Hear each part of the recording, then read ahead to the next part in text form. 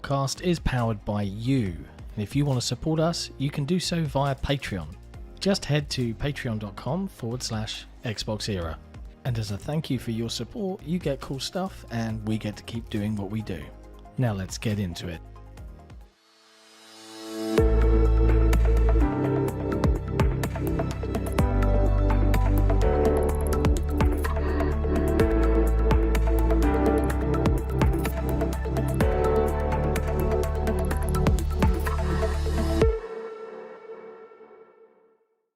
Hello, friends, and welcome to episode 125 of the XboxEra podcast. I'm Sik and Nick, and I'm joined, as usual, by Special Nick. What's going on? And joining us this week, in a rare appearance, because Jez is on holiday and he's got nothing better to do, it's Rand al Thor 19. Yes, I'm here. I begrudgingly am on XboxEra. That was my tweet. I did tweet that. I was like, so thanks, Rand, for putting up with Nick to the extent that you do. I have every sympathy. I empathise completely with you in everything that you're doing. I tried pulling a fast one too when he asked me an hour ago, like, "You ready?" I'm like, "I don't know, maybe, I suppose." And he's like, I was "What?" half asleep. I was half asleep. It was like 10 to 7 in the morning, and I was still lying in bed. Oh man! And you're like, "I suppose." I'm like, "Oh god!" I'm like, "What's wrong now? What's wrong? What's happened?" My god. Sorry about my voice this morning. That's all right. You football last night, was it? Had a big night last night. Yeah. I don't know. Did you win? Fett. Go Yes, Pies? we did. Go Pies? Am I doing the right thing? So we're in what's called the preliminary final. Australian rules football is a very odd sport, and what the rest of the world knows is the semi-final. We, for some reason, call it the preliminary final, which is the week before the grand final, the final game of the entire season. So we're in the preliminary final, which is in Sydney next week. So I won't be going next week. Oh, well. As long as we win. But hey, also on the show, but not on the screen, is the always lovely Doncabesa, aka Jesse, pulling the levers and pushing the buttons and doing all the fun stuff. How you doing, Jesse? You good? I'm good. I've never been called lovely before, though. I don't think I'm in a British mood, my friend. I'm in a British mood. Maybe I'm in a lovely mood myself. It's been an interesting week for me. Obvs, we'll get into that. But it's been an interesting week in the industry for a multitude of hilarious reasons, which we will enjoy throwing out some hot takes about today. But before we do all of that, have any of you guys been playing any actual video games this week? And we'll start with Rand. You've been playing anything, Rand? I have been playing Saints Row, and I have not really been enjoying it. Oh, it's quite boring. It reminds me a lot of Crackdown 3, which was a boring game as well. I'd put them kind of side by side. What do you mean? I think the reviews are pretty accurate. I'm not jiving with the humor at all. So it's like, okay, you got the daily gameplay, which it's not that big of a deal, but like, it's not funny. I don't know. Like, if it was funny, I would at least be like, all right, I'm going to play through this, and I'm gonna have some good laughs. But is it cringe edgelord humor? It's just thing? I don't know. Maybe I'm just too old. You know, I just turned 41, right? But then again, I would imagine these games are probably made by people who are my age, so or younger. The humor's just not jiving with me. The gameplay hasn't evolved much, and I kind of think the game doesn't really look good. Like, I don't really like it. The whole like city and world is just brown. It's I'm watching the gameplay on the pod now that Jesse's got running while you're speaking, and I'm like, yeah, it is very 2010s. Just brown. Yeah, and so it's like, and I really like Saints Row. Like Saints Row 1, Saints Row 2, Saints Row 3, Saints Row 4. I highly enjoyed those, and I played those multiple times. Like I played 4 twice. I played 3 twice. So, like, I'm a fan of the franchise, and as it stands right now, like, I am not really enjoying myself with this game too much. I will see if it gets any better as it goes, but I downloaded Immortality, which I'm going to try out. I haven't really played any of Sam Barlow's games, so I don't know really what to expect. Honestly, I'm kind of just waiting for Plague's Tale, Requiem, and Gotham Knights, and Modern Warfare 2, and the October games, honestly. Like The end of the year deluge. yeah, like I am a huge fan. I love Plague Tale. So like I am dying to play the sequel. Like they have a bunch of gameplay up with that game, and I haven't even bothered to watch any of it because I don't need to. I don't need to be sold on that game. So Yeah. it's kind of just treading water for me right now. I did see that Plague's Tale Requiem got some previews recently. Yes. Which all sounded very, very positive. And I have to admit, like I started the first game and I probably played like I don't know an hour, and I was like, "Ooh, weird stuff coming out of the ground. Ooh, the dog's in danger." And then, "Ooh, people are coming and killing the chateau." And then I kind of was like, "Oh, I have to protect someone for the entire game. I'm out." And I just walked away. And maybe that was a mistake. I don't know. I hate protecting things in games. Yes. It's like my least favorite activity in all gaming ever. But the escort mission, you know, like escort it is missions? literally if the game is escort mission or protect an area, I'm like, I don't want to do this. Like Sunset Overdrive, absolutely loved even the edgelord humor. I loved the colors. I loved the way it felt to play, even at 30 FPS, sadly. But now you've got to defend wave-based defense. I'm like, oh no, you've ruined the game. Like, I don't know. It's just one of those pet hates. So I don't know. We'll see. We'll see. It's on Game Pass, so I can try it. Right. I mean, you know, Jesse did give Immortality a 10 out of 10 on XboxEra, right? So I've played Immortality, and we know how Nick feels out of 10 out of 10s, right? it's the pinnacle of its genre. Easily. Well, I mean, 10 out of 10 doesn't mean a perfect game, though. So No, it means the pinnacle of its genre. It Yeah, that's means like a virtually perfect. No, game. it doesn't. Like a Not at once all. in a generation. no, it does not. It does Special not. games. Tens should be. If you never saved give for out special tens, if you games. never give out tens, what's the actual like line? Are you only using numbers 1 through 9? Why even have a 10-point scale if you're never going to use 10? I never said to never use 10. I said to save it for like truly special games. Well, It's a really Immortality good- might be a truly special game. Yeah, A I'd say masterpiece it's a in really its genre. special game. Is it though? I'm just saying. Yes. You know? What about you, Nick? You been playing anything video game wise, or just been screaming Yes. at football matches? No, yeah, I mean football matches, of course, and Rocket League and all that sort of stuff. But I've been playing, and I will finish the review very soon of JoJo's Bizarre Adventure All Star Battle, Oh, okay. which is that All-Star fighting Battle game. R. You gotta say R. It's actually not bad. I never played the original back on the PlayStation 3. I did briefly play the original Dreamcast game. Same developer of all three, surprisingly, CyberConnect 2. It's actually pretty fun. My son happened to walk in while I was playing, and he was just sort of transfixed, just watching all the anime action happen on screen. He was like, this is pretty cool. Yeah, JoJo's interesting. It's hard to review the online when no one is playing it online. That becomes real difficult because you can't get an idea of whether it's laggy, whether it's using rollback or whatever the hell it is. But I don't mind JoJo. It's not quite as pick up and play as something like Street Fighter or Killer Instinct, but it's not far off. I don't mind it. It's pretty fun. I'm watching mind some of the gameplay now that Jesse's got rolling in. It looks moderately interesting. I like the guy with the hat. But the fighting Yes, game, and it's got assists like Marvel vs. Capcom, because if you go and watch the original JoJo on Dreamcast was very Marvel vs. Capcom, so they've kind of kept that all the way through. Visually holds up really well for a game that came out in 2013. Came out 2 months before Killer Instinct did, back in 2013, JoJo. Wow. So yeah, it's not bad. I don't mind it. But that's the only new thing I've played. Everything else is the usual old stuff. New season of Rocket League. I saw that. Got a Did I see a Honda Civic? Honda Civic. It's the first car they give you in the season pass. You get a Honda Civic. Yeah, Amazing. It's cool. I love Rocket League. It's so good. Well, I've been dabbling in a few things. I've been playing some Lego Brawls with my son.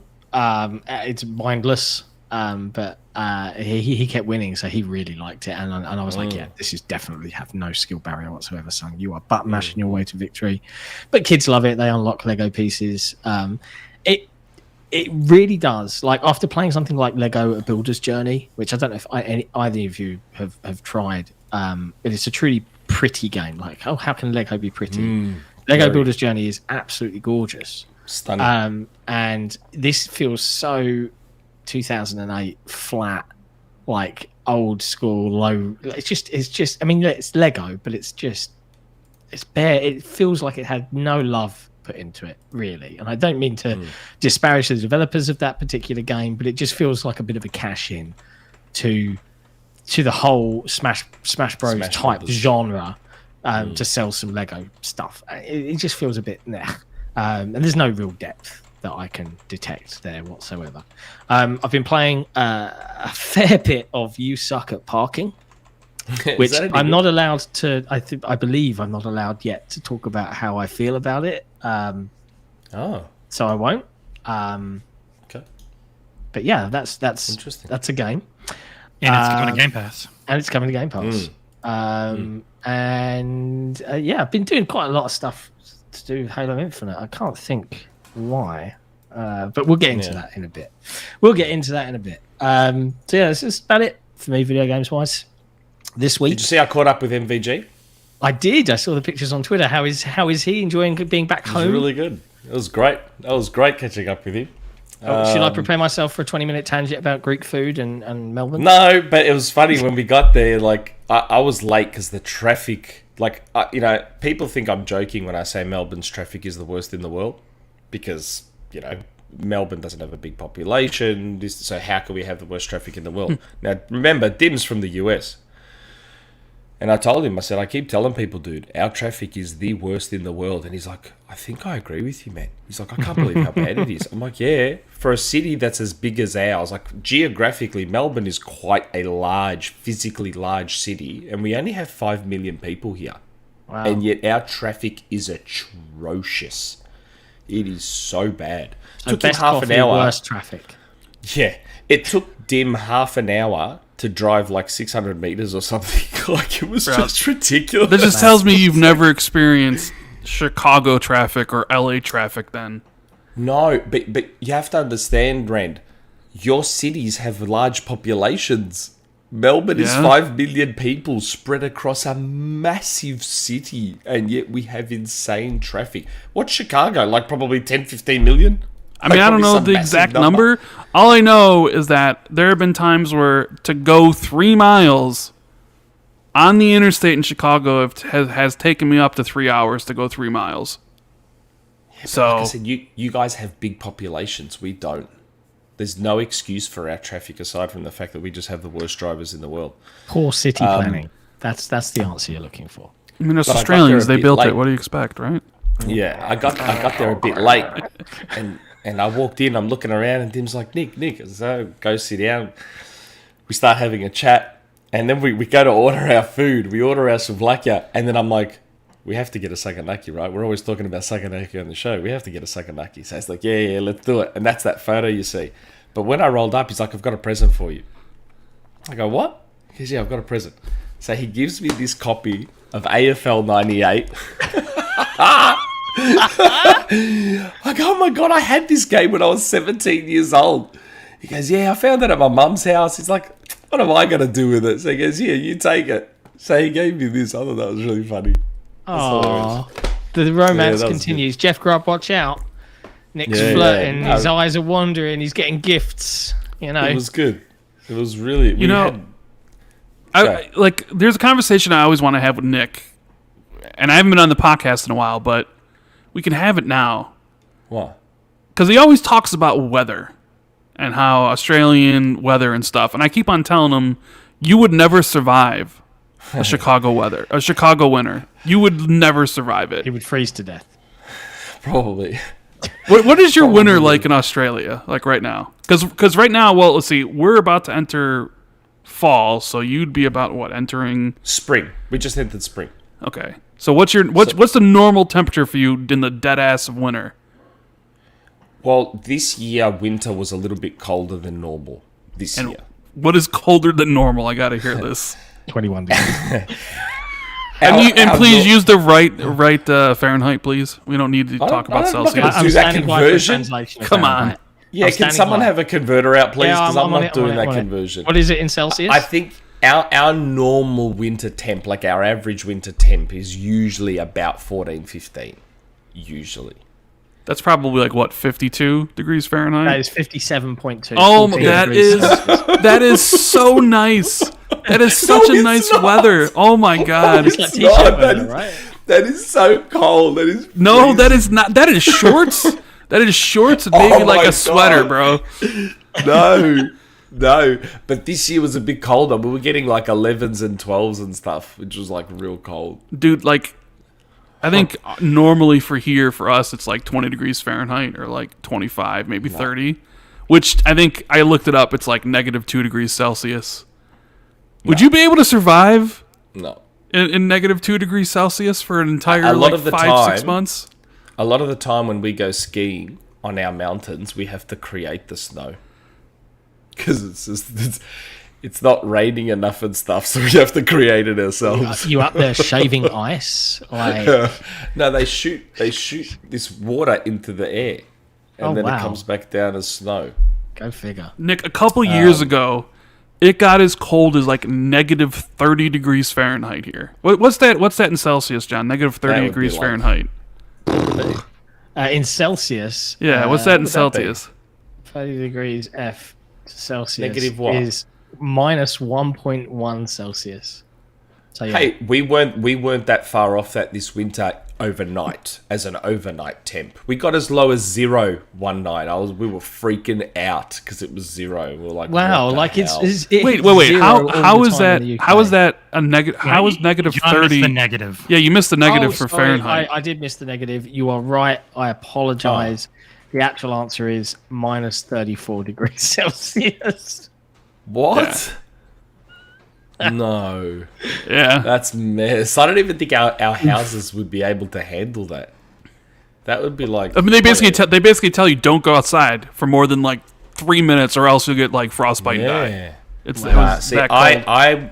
I will not. So my parents have a house on the beach. I will not swim in the water at the beach unless it's over 35 degrees Celsius. Wow. I won't I'd happily swim. jump It's, in it's at not hot 25. enough. It's not hot enough to swim. Your body will not hot acclimatise to it, you know. Like, No, it's not hot enough. hey, No way. look, let's talk about some of the dramas this week. We got instead super of chats. We got super chats. We've got. All right, we'll do super chats first. Let's do some super chats. Gunstar75. R.I.P. Queen Elizabeth II. Yeah, Yeah, like I'm no royalist. that's a thing that happened. It is a thing that happened. I'm no royalist. I don't think, but Neither am I. there is particularly a place for the monarchy in a modern world. It's an However, antiquated.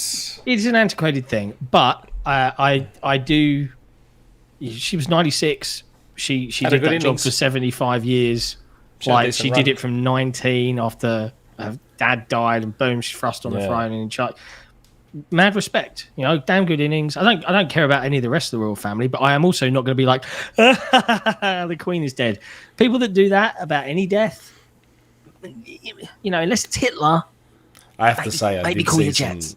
I did see some hilarious stuff on Twitter though. Oh god, yeah. Don't get me wrong. Like the there dark was side some of my very funny personality stuff will on laugh at Twitter. the memes. Oh but yeah, I'm not going to make yeah. them myself. I don't know the history there. I don't know some of the history there with Colonialism the and Queen stuff and the like that. Irish and all that Oh, sort of. and I the don't- troubles. Yeah. Yeah, I don't get a lot of that stuff, but man, some of the stuff I saw on Twitter, I was crying. I was Yeah. actually crying tears of laughter. It was so funny. People can But be a yeah. bit brutal about it. But I yeah, think it's we all get it. Doesn't the UK? I think the UK and Australia. I think we get a public holiday at her funeral. I think. I believed her funeral was on a Saturday, so it wouldn't have made much of a difference. really? But I could be wrong. Ah. We might squeeze one more bank holiday out of the royal family yet, but So does that mean the Queen's birthday holiday in Australia now becomes the King's birthday public holiday, and it'll be on a different day? I have no freaking idea, to be honest with you. We don't get a wonder day how off that's for the gonna Queen's work. birthday. This is flip my desk. Like, what is this shit? Yeah, that's right. How weird is that? The UK doesn't get a public holiday for the Queen's birthday, but Australia does. So so it is weird. what it is. It is what it is. But there you go. Yes, rest in peace, Queen Elizabeth II. Yes. Welcome, Chipolata's Fingers the Third or whatever. Hey, there's a half Greek guy now running England, mate. Hey man, Hey, check respect. out. Honestly, do a zoomed in shot of Charles's fingers, and you'll be like, Sausages. yeah, this guy's gonna have There's a heart attack sausages. soon. Like clubbing. They are yeah. sausages. He is not well. Hytham Ganem. Rand's a tomato on Twitter. And do you guys watch Family Guy before Aside Friends? And if you guys do remember the scene where Peter is a strawberry and got ate by a worm? I do remember that scene, and it's very funny. No! I have no idea what any of that was about. Yeah, I haven't watched Family Guy in a long, long time. I remember the episode, but yeah, I haven't seen it very often recently. Kate yes, Forever. amusing. John's worries about Greek food tangent turns into Australian traffic and weather tangent. They'll always find a way, Kate. They'll always find a way. That's good. It is what it is. It is what it is. Yeah. Anyway, like loads happened this week, right? Yes. Let's talk about some of the stuffs. Cyberpunk got a nice update. They cancelled all of the DLC for the OG Xbox One and PS4 versions of Cyberpunk, and offered, at least on Microsoft's side, credit in Microsoft Store credit for those additional DLC packs, which is fair enough. They pulled the plug. Yeah, it's a horrible console to develop for now. Yes. Yeah, let's move forward. It's probably the right Certain call, other studios right? should have ditched it too. We'll get into some of that, won't we? Some of that drama. Do you think that's a good shout, Rand, on CD Projekt Red's part, to just be like, buy OG Xbox and PS4? Nice. Yeah, I mean, should have probably have, like Nick said, probably dropped PS4 and Xbox One to begin with in the first place. But business decisions, I understand. Interesting monies. Yeah, it's interesting. I mean, what we're going to be 2023 soon. You're still developing for hardware made in 2011 and 2012 or whatever. Yeah. You know, I mean, it might have come out in 2013, but it was parts from 2010 or 11. Yeah, you're absolutely right. So I have yet to play Cyberpunk because I kind of been waiting for it to have like everything, you know, and it's been updated for the Series X finally, and now they have the big expansion coming next year. So maybe next year would be the time I finally dive in. You know, they've updated the game a lot. I do like CD Projekt Red. I didn't finish Witcher 3. I have like 70 hours in it, and I didn't finish it. But although I've been thinking about going back to that because I did think they said that the Witcher next-gen versions are coming this fall, Q4. I think they mentioned in this too. Jesse, am I crazy? I thought it was next year. I think things have been delayed, but I never know.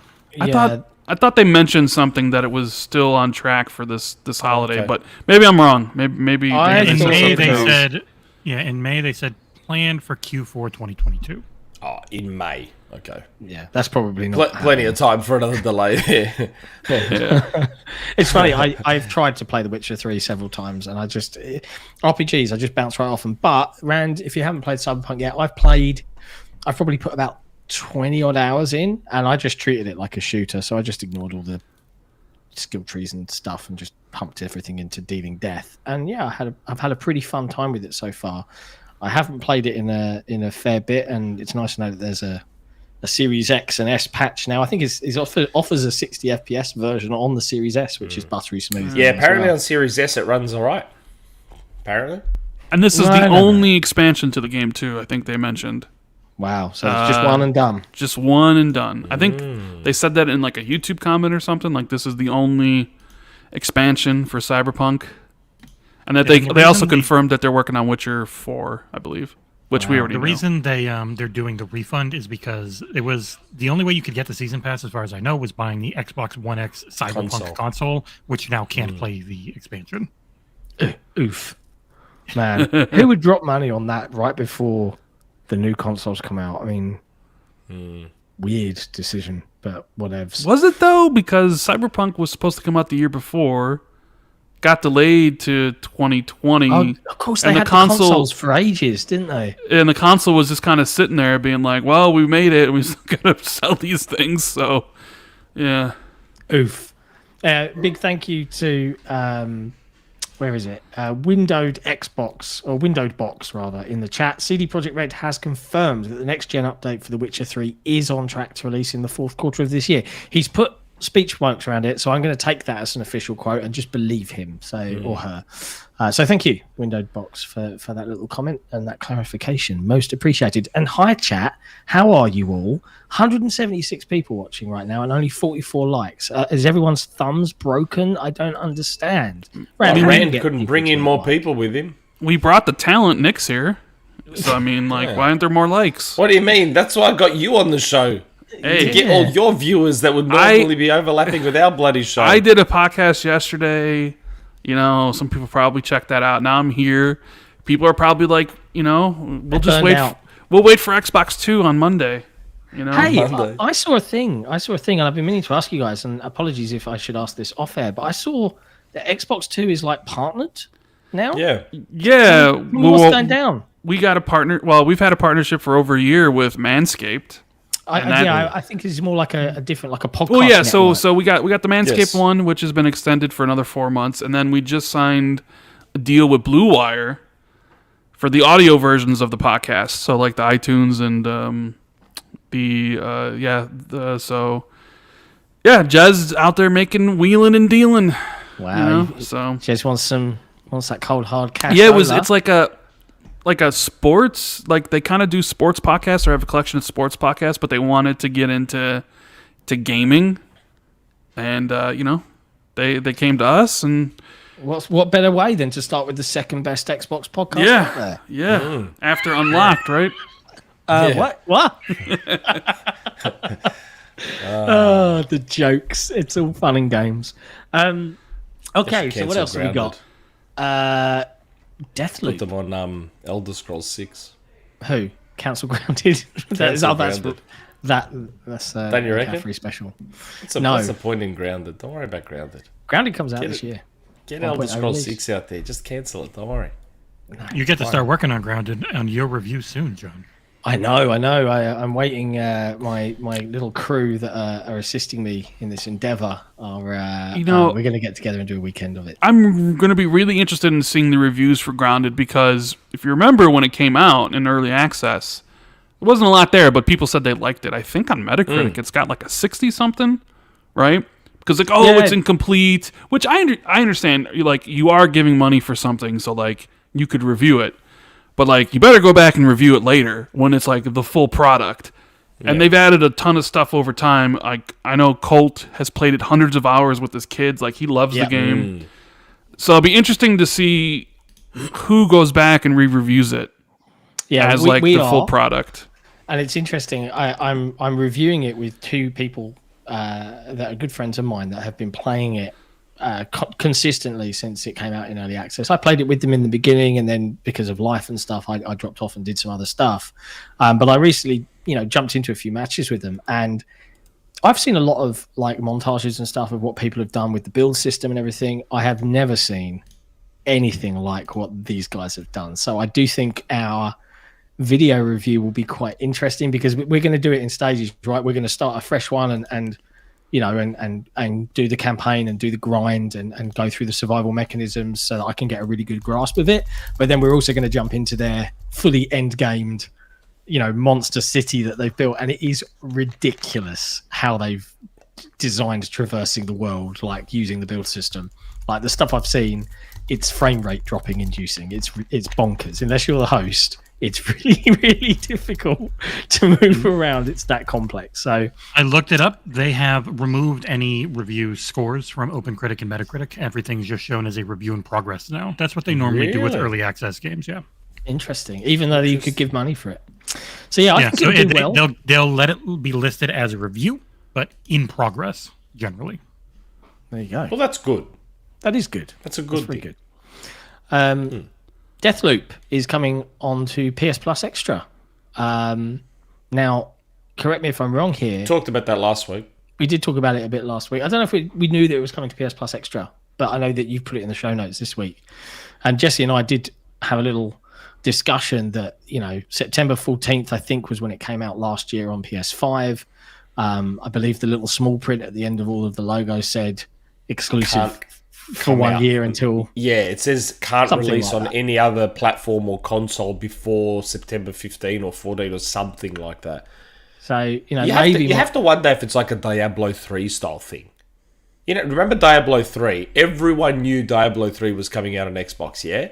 But yet there was no mention of the existence of an Xbox version. Then on release day, it was there. Oh, it's also on Xbox. So it makes me think Deathloop could be like that. Just Like appear. there's just Ping, no congrats. mention of it. It doesn't exist, and then one day it just exists, and there's Deathloop on Xbox. I do wonder if they'll just do digital and not bother with the physical version. It's interesting Game because Pass. if they were doing physical, you would imagine we'd maybe know about see pictures of it at stores. that's right. Or maybe they would overnight it, so maybe not necessarily. I think Deathloop is coming this month. I feel pretty good about it. If I had to make a guess, I think they'll announce it on the 15th. Blogwire post, new trailer, maybe have Deathloop Definitive Edition or something, right? Maybe add some DLC or something. Game Pass edition. Yeah. I think it'll come to Xbox on the 20th.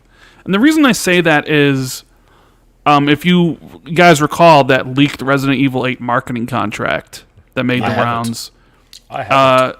They talked about like, hey, when you're in the exclusive 1-year period, if you want, we have the exclusive like first negotiation to talk about bringing the game to our subscription services. But then they also go on to say like after that 1 year is over, you can put the game on other competitors' sub-services, provided you offer it as well to PlayStation. Yeah. So I would imagine, I'm assuming the contract's true because it probably is. Yeah. That if Microsoft wants to put it on Game Pass, they're probably contractually obligated to also put it on PlayStation Extra. And if it's launching on Extra on the 20th, I would imagine that it would also be launching that day for Game Pass. I can't imagine it launching on the 15th for Game Pass and then like 5 days later. I think it'll just be like, all right, it's on both at the same time. Contractual obligation met, and that'll be what it is. Yeah, I smell that you're correct, but we'll see. We'll see. We will see soon enough. It's crazy how quick September is actually flying by. To be honest with you, it's a little bit daunting how close we are approaching. Like we've already had the weather turn now. The slightly colder days are settling in. It's a little bit more grey. I'm hoping for Days are getting longer here. Getting much shorter now. I'm hoping for a little bit of an Indian summer. Soonish, but yeah, I have a feeling it's not going to last forever. So, am I the only one that played Deathloop here? Yeah. Yes. I was waiting for it. I was waiting for it to come on Xbox. What about chat? How many people in chat have played Deathloop? Anyone played Deathloop in the chat? Pipe up. I love Arcane. They're my like. If I had to say like out of the Bethesda studios, if you said who's your number one, it's Arcane. I'm id ahead of. I mean, it's really good, but Arcane, 2 studios, they put out more content than it does. Yes. So I had to play it right away, and it's really good. It's not as good as the Dishonored games or Prey, but it's up there. And Xbox fans should be happy for 30 minutes. They'll be really happy after the announcement, and then they'll be upset about something else because we always get upset about something. Yeah. So Xbox fans. I look forward to people discovering this game on both Game Pass and PlayStation Extra because it's a quality game. It's reviewed extremely well, like 88 on Metacritic. Was it nominated for Game of the Year last year? I can't remember. I think so. Yes, I Was thought it? it was. I'm trying to think, and I don't know. I thought it was. Honorable mention, maybe. The chat was kind of like, mostly no's with a couple of yeses sprinkled in there. Lots of waiting for Death Game of Pass. the Outsider was really good. And it was not nominated. Was not nominated. Okay. Okay. Even though it reviewed very well. So Did you play Death of the Outsider, Rand? I have Death of the Outsider. I have not played it yet. I like it. Death of the Outsider. Dishonored 1 and 2 are amazing. I have Death of the Outsider. I just haven't gotten around to it yet. I do think they added FPS boost to it, so I think it runs at 60 on the Series X. Yeah, it still feels a little off on the controller, but it looks and it definitely feels better than it did at 30. God, I'd have to double check that. I didn't realize it got FPS boosted. Well, there you go. Maybe it did. I don't know. It did. I like it. Yeah, It's a cool game. It runs Death a of lot the better Outsider. now. Are you looking forward to Redfall, Rand? because of Yes. Arcane. I mean, it's Redfall Arcane, looks so bro. good. It's Arcane. so I'm good. Don't sleep I'm on down. Arcane. So Yep. we'll. See. I mean, It's great. because I've been thinking about like next year, right? And it definitely seems like they've been talking more about Redfall and showing it off comparatively to the other first-party after. games. So it definitely seems like Redfall's probably coming out first, Yeah. earlier next year, 100%. February, March, maybe. I don't know. For Feb. That would be really, really nice. That'd be Like a nice. A winter snack, to enjoy. But I'm Yeah. going to have a LAN for that one. 4-player co-op, have the boys over, Yeah, be good. slay vampires all weekend, have a good time. So you get like February, you have Redfall. March, the Activision deal will complete, and we'll get all the Activision games in there, and then Diablo will launch in April, and it'll be Game Pass, and then Forza Motorsport will come out, and then Starfield will come out in May. It's going to be mad, basically. Yeah. I wonder, Nick, are you still on the train that Activision deal is going to close this year? Are Yeah. you still on the Stupid September, England October train? Stupid England and stupid Australia and I stupid agree. New Zealand. We were on that hill, weren't we, Nick? We were like, yeah. Oh, I said I'm going to die on the hill. It's not over yet. We're not dead yet. October could still happen. No, well, what do you mean? New Zealand and Australia are both delayed their decisions till like November. Yeah. Ah. Yeah. So it can't happen. It can't happen before November anyway. Man. If I recall, here's our get out clause. We always like this year. This year was the first part of the sentence. Yes, maybe we were end of very September, confident October. of this year at minimum, but we Yeah. were like, planting the flag in September/October. Yeah, That's not going to happen. I just hope it doesn't go all the way to like June. yeah, that You would know, suck. like Yeah, I know. I'm kind of hoping it's like March before Diablo comes out. Because a lot of other studios they probably want are going to keep getting snapped up if this keeps dragging out. yeah, Already yeah, I lost love Crystal and Eidos. Yeah, well, Already I'm very lost curious, those two. actually, Rand. We spoke about this last week, and I suppose, Nick, you weren't on the show, right? But I'm presume so that you annoyed. guys- I so wanted to talk about Would how have been- the CMA is doing Sony's PR for them. Oh, God, yeah. Like, oh my God. But- I could not believe what I was reading with that shit. It's ridiculous. Jesus. But I'm very curious when it comes to the whole, the I guess the arguments that are being made by the regulatory bodies and stuff like that. Do you think that any of them have any real legitimacy, Rand? Do you agree with any of it, or do you think No. that this is all very, very people that actually don't understand the games industry? I don't think they understand the games industry for one, and I think Sony is running a campaign behind the scenes to get the deal Yes. blocked. 100%. And so, like the CMA and the Brazilians, like they're all kind of like, well, maybe it's got Sony saying they, it could hurt consumers because they'll be hurt, and it's like I can like reading the CMA stuff. I just like I can imagine Jim Ryan on his flip phone, like talking to these guys. You You joke, but they do. I'm not stuff. joking. I'm not joking. Mate, I'm telling you now, so over the years, Sony's done the stories I used to get told. Oh boy, I'm not even going to remotely touch them publicly with a 10-foot pole. But yeah, no. There are phone calls being made in the background for sure. And that's up to Microsoft's lawyers to set them straight, right? Yeah. Because it's odd because we saw the Brazilian thing, and literally every publisher was just like, whatever, not a big deal. Yeah, Call of Duty's got that's okay. competition. There's so many No worries. new studios and new publishers coming up. We even saw Meta's responses recently, like, I don't know if it was unredacted, but they were just like, it's fine, whatever, who cares? Whatever. The only one who had a problem with it was PlayStation. And and like you see that playing out now with we'll talk about later because it's probably the big topic about like Jim Ryan versus Phil Spencer, like I kind of feel war like of we're words. Here, so I feel like we're here, so we might as well. You don't want to tease the people, like it's a big meat and potatoes, but we feel like we've organically arrived. It would feel we're kind here. of weird. We It feels have, kind of weird but to why, be like, no. why don't we burn? Why don't we burn through those other quicker topics? Just get them out of the way. Hey, I'll do what the people want, with man. stuff like this, Rand talks. Yeah, he and does then talk. He does talk. When we go for 4 hours And we were like, oh, by the way, there was also the White Elite controller, and there was also the Disney show, and there's also Nick's favorite, the new dashboard. Oh, okay. Oh my god! There is a lot to talk about, huh? Did you read the blog, Nick? It is nowhere near final, and they said they have. I know it's not final, but the fact that they're even considering this thing is ridiculous. We should segue into John. We've come to a point now where we need to get angry Nick and segueing into the new dashboard discussion. Yeah, we're here. We're in the dashboard discussion. Nick, how do you feel about the new dashboard? Oh my god! How do they keep making it worse? How?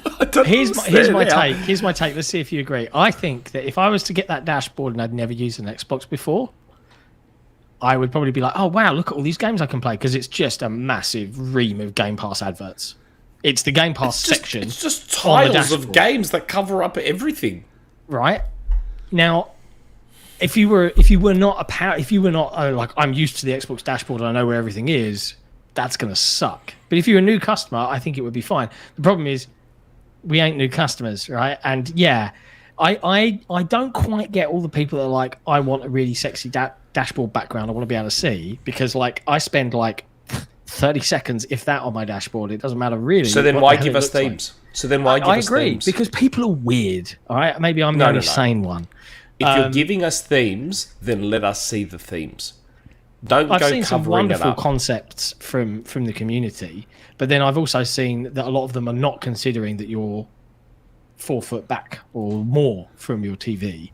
And they're like teeny weeny little squares, and it's like, there's got to be a better way. If that's the final dash, I don't think it is, mate. It's nowhere near final. And they're going to be. It's the August 2023 build, so it's not close to final. That is it. Just all I'm saying is that looks so bad. It is so bad. The first, like the landing page, is fine, right? It's kind of what it's always been. They lowered the big box. They made it the size of the other ones. They added search right there. They have the settings, which I actually get questions on my Xbox console from people being like, "Where's the settings, Rand?" So I think it's actually smart to have settings on that page for people to find it. That I agree with. And it's just like, I know people complain about the ads, right? Those 3 boxes. That never bothered me. That doesn't necessarily bother me. I do wish it was kind of like one of the things where it would be like what streaming service has ads? Like Hulu, where if you're not subscribed to Xbox Live or Xbox Game Pass, you get ads. If you are subscribed, then you don't. Yeah, I think that would be that'd be interesting. Way. I can't speak for the US, but in Australia, those ads have only ever been for Xbox Store content. Same. Most so of the time. I don't see them as ads in the way most. Well, 2 of them usually are. 2 of them are usually like content on the Xbox. The third one on the far right can be like, I've seen Jesse, back me up here. I mean, I've seen McDonald's ads. I've seen like Sprite. I've seen stuff that necessarily isn't. And that's why I said I can't speak for the US. In Australia, it's only, I think one time on 360, I saw a tile that was advertising a movie that was coming out on the 360. From memory, that's what we get a lot. We get a lot of movies. I'm sure I've seen a Lynx body spray ad there a couple of times. I haven't seen that then. Definitely seen movies and maybe big shows coming out. But from an entertainment console perspective, it kind of feels like it's all part and parcel. It's if I saw something like McDonald's on my screen, I'd be like, yay, McDonald's. No, I wouldn't. I wouldn't. But that's not like what people are complaining about, really. I know people want to see more of the background art, right? They want... Yes. Honestly, what they probably want is they want it to look like the PlayStation 5 user interface. With smaller titles, like Clobril did an interesting mock-up. He basically shrunk the tiles and put them at the bottom, which is just basically the reverse of the PlayStation user interface, which has the tiles at the top, right? I need to do one. I feel like I need to do one. I used to be a designer. I'll do a good one. I put the current dashboard I have running right now on my Xbox, and it has a UFC advertisement in that slot. Yeah. Okay. Well, again, and that's why I said in Australia, it's never really been ads. It's always been stuff for Xbox. So it never really bothered me. It's like, okay, they're pushing their own content from the store. That's fine. Whatever. Yeah. The problem, though, and I also have this problem, is when you scroll down, right? When you scroll down, it just becomes just gigantic ad for Game Pass, which I don't necessarily have a problem. But you can remove I don't think you can. Yeah, you can remove everything but just the actual times. I can make mine just. No, I'm have talking no about. levels. I'm talking about the new dashboard. Sorry. I'm not talking about the current one. I'm talking about the new one. So like yes. when you scroll down, it seems like it's a gigantic ad for Game Pass. Like John mentioned earlier, like new user probably makes a lot of sense. Discovering your new favorite game, that whole tagline they got for Game Pass and stuff. However, for power users, it's like, bro, where's my pins? Where's my groups? Oh my god, my pins. I don't need to see this Game Pass stuff. Let me remove it, right? Which, if they are taking the next 10 months to, take feedback on it, I would imagine the pins would come back and the groups will be on the homepage again and stuff like that. But they better. It's interesting to see their initial rollout of what they sort of want it to be, with it being so Game Pass heavy. But yeah, it's just because I was watching Maka's video with, I think Jesse had up, and he was just like, it's like, oh, most popular games, and then it'll be like recently played, and then most popular games again. It's like, why is most popular here twice? Yeah. And it's like, oh, explore the dark fantasy genre, and like all these different sort of algorithmic recommendations. Yeah. Which aren't ever good. I don't know if you've ever looked at the store stuff for stuff recommended to you. It's just like, I look at that stuff, I'm like, this is awful. Who's what? Do you want to know what my store keeps coming up with, and it never changes? The recommended part, it says, because you played Rise. And it never changes. It's always Rise. It's like, because you played Rise, blah, blah, blah, blah, blah. I'm like, why is it always Rise? Why doesn't it ever I know change? in your heart you really want a Rise 2, son of Australia. Rise. Dave just reminded me in the chat, Nick, in Australia, it's constantly advertising Spotify or Disney+. That is true. But that's the Game Pass perk. It's pushing the Game Pass perk. It's not advertising Spotify or Disney Plus per se. It's advertising that, hey, there's Game Pass perks here, and you get 3 months of Spotify. Disney Plus. Even Jesse's ESPN ad, it doesn't take you to an ESPN website. It takes you to their app on the Xbox. So I get it, right? I dislike that those are a thing. I think Rand's point is probably the most salient here, is that if I'm paying a subscription to you, don't have the nerve to serve me an advertisement. I'm already paying you. You don't need to fund more from me. You have my money. And if there was if Xbox Live Gold went away and they wanted to subsidize people playing online FOC on console, at least, fine. I can't disagree with chucking a couple of ads in my face on my dashboard. What's FOC? Free of charge. Oh. I've never Sorry, heard of that. probably a British term, but I've never heard of FOC. No, am I alone? Is this a BRiT thing? I mean, I've heard of free of charge. I've never heard of abbreviated FOC. FOC though. Yes, okay. I've never heard of FOC. I've heard of free of charge, obviously. It used to be a thing. FOC. If we ever did anything free of charge in the motor trade, you would just FOC on the thing. So maybe that's where I've just learned it from, particularly for me. Yeah. Lol. But yeah, so not a fan of the dashboard, but hey, early days. Let's see if I can pull out something. Look, hopefully enough of the really good concepts, like the stuff from Clobberall and others, will spark. I'll try and make one. Hey, why not ping Pre-Drag and be like, hey, Pre-Drag, do something sexy here, baby, and he will, because he's a god. Because again, what they have right now, you can work with it. I don't mind what we have right now. I know a lot of people complain, but I actually quite like what we have now. My issue with the Xbox Dash has always, and I've said this 1,000 times, my issue has always been the reliability and the clunkiness of it. Not the looks, not the functionality. Like, the other day, 9 of my games disappeared from my games and apps. They just disappeared. It's that kind of unreliability that I can't stand about the Xbox dashboard. And this is how much of a weirdo I am. Because I don't trust the Xbox dashboard at all, I keep track of my games and apps. because I know my games disappear. So I may have pinged someone in the Discord, and I was like, so all these games just disappeared from my dashboard, and I just wanted to let you know. It's like Call of Duty 2, Modern Warfare 3, Rocket Knight, but these games just disappeared. Like I didn't own them anymore.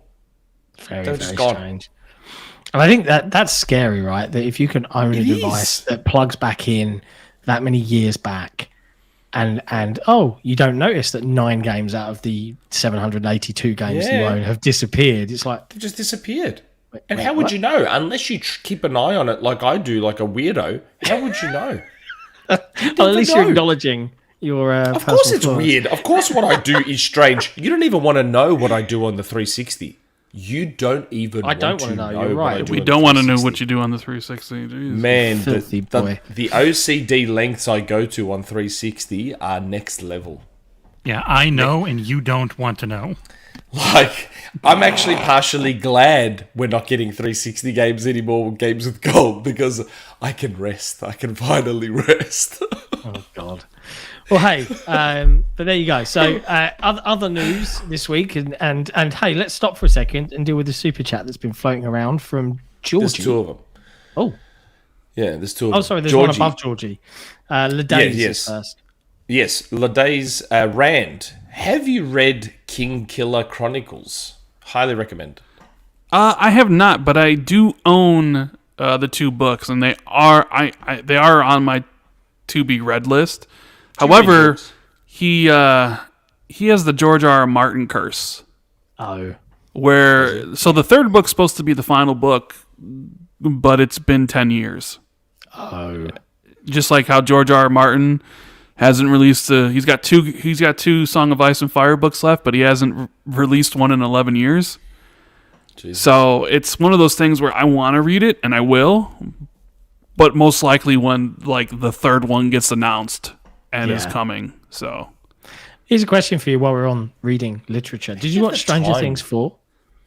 Oh yeah, I watched binged that like the first day. So I was super, super excited, and I'm not going to give any spoilers of characters, just of a particular Easter egg that was in the finale of the show. All right, so it's just an Easter egg, so if you haven't seen it yet, you're not going to get spoiled in anything in particular. But there's a scene where one of the characters is reading to another character, and the book they're reading is a book called The Talisman, which is by Stephen King and Peter Straub. Peter Straub, Not sure if you've ever read it. Peter Straub just passed away, yeah. Oh my God, that's horrible news. But that book and that particular one that was in the show, my father gave that exact copy to me from the 80s when I was about 9 years old, because I started reading very, very early. So I'd read my way through The Hobbit and Lord of the Rings, and then they gave me this copy of The Talisman, and my dad says it's got some scary bits in it, but I think you'd like it. And it's the only book in my entire life that has ever actually made me physically cry. I won't say why, because there's spoilers in that. But have you ever read The Talisman at all, Rand? I had read this Talisman back in when I was a big heavy reader during the 90s. I love that book, where do you get the time to read the books? I was a lot better when I was younger. You play so many games. Bro, I am on page 400 of 600 of Stephen King's new novel, Fairy Tale. Is it any good? I love it. Oh, okay, good recommendation. First person perspective, which unusual. It's unusual. Normally, fantasy sci-fi is third person, like third person with multiple point of view characters. But this is single character point of view, first person. It's about a 17-year-old kid who helps out an older man and falls in love with this old German shepherd.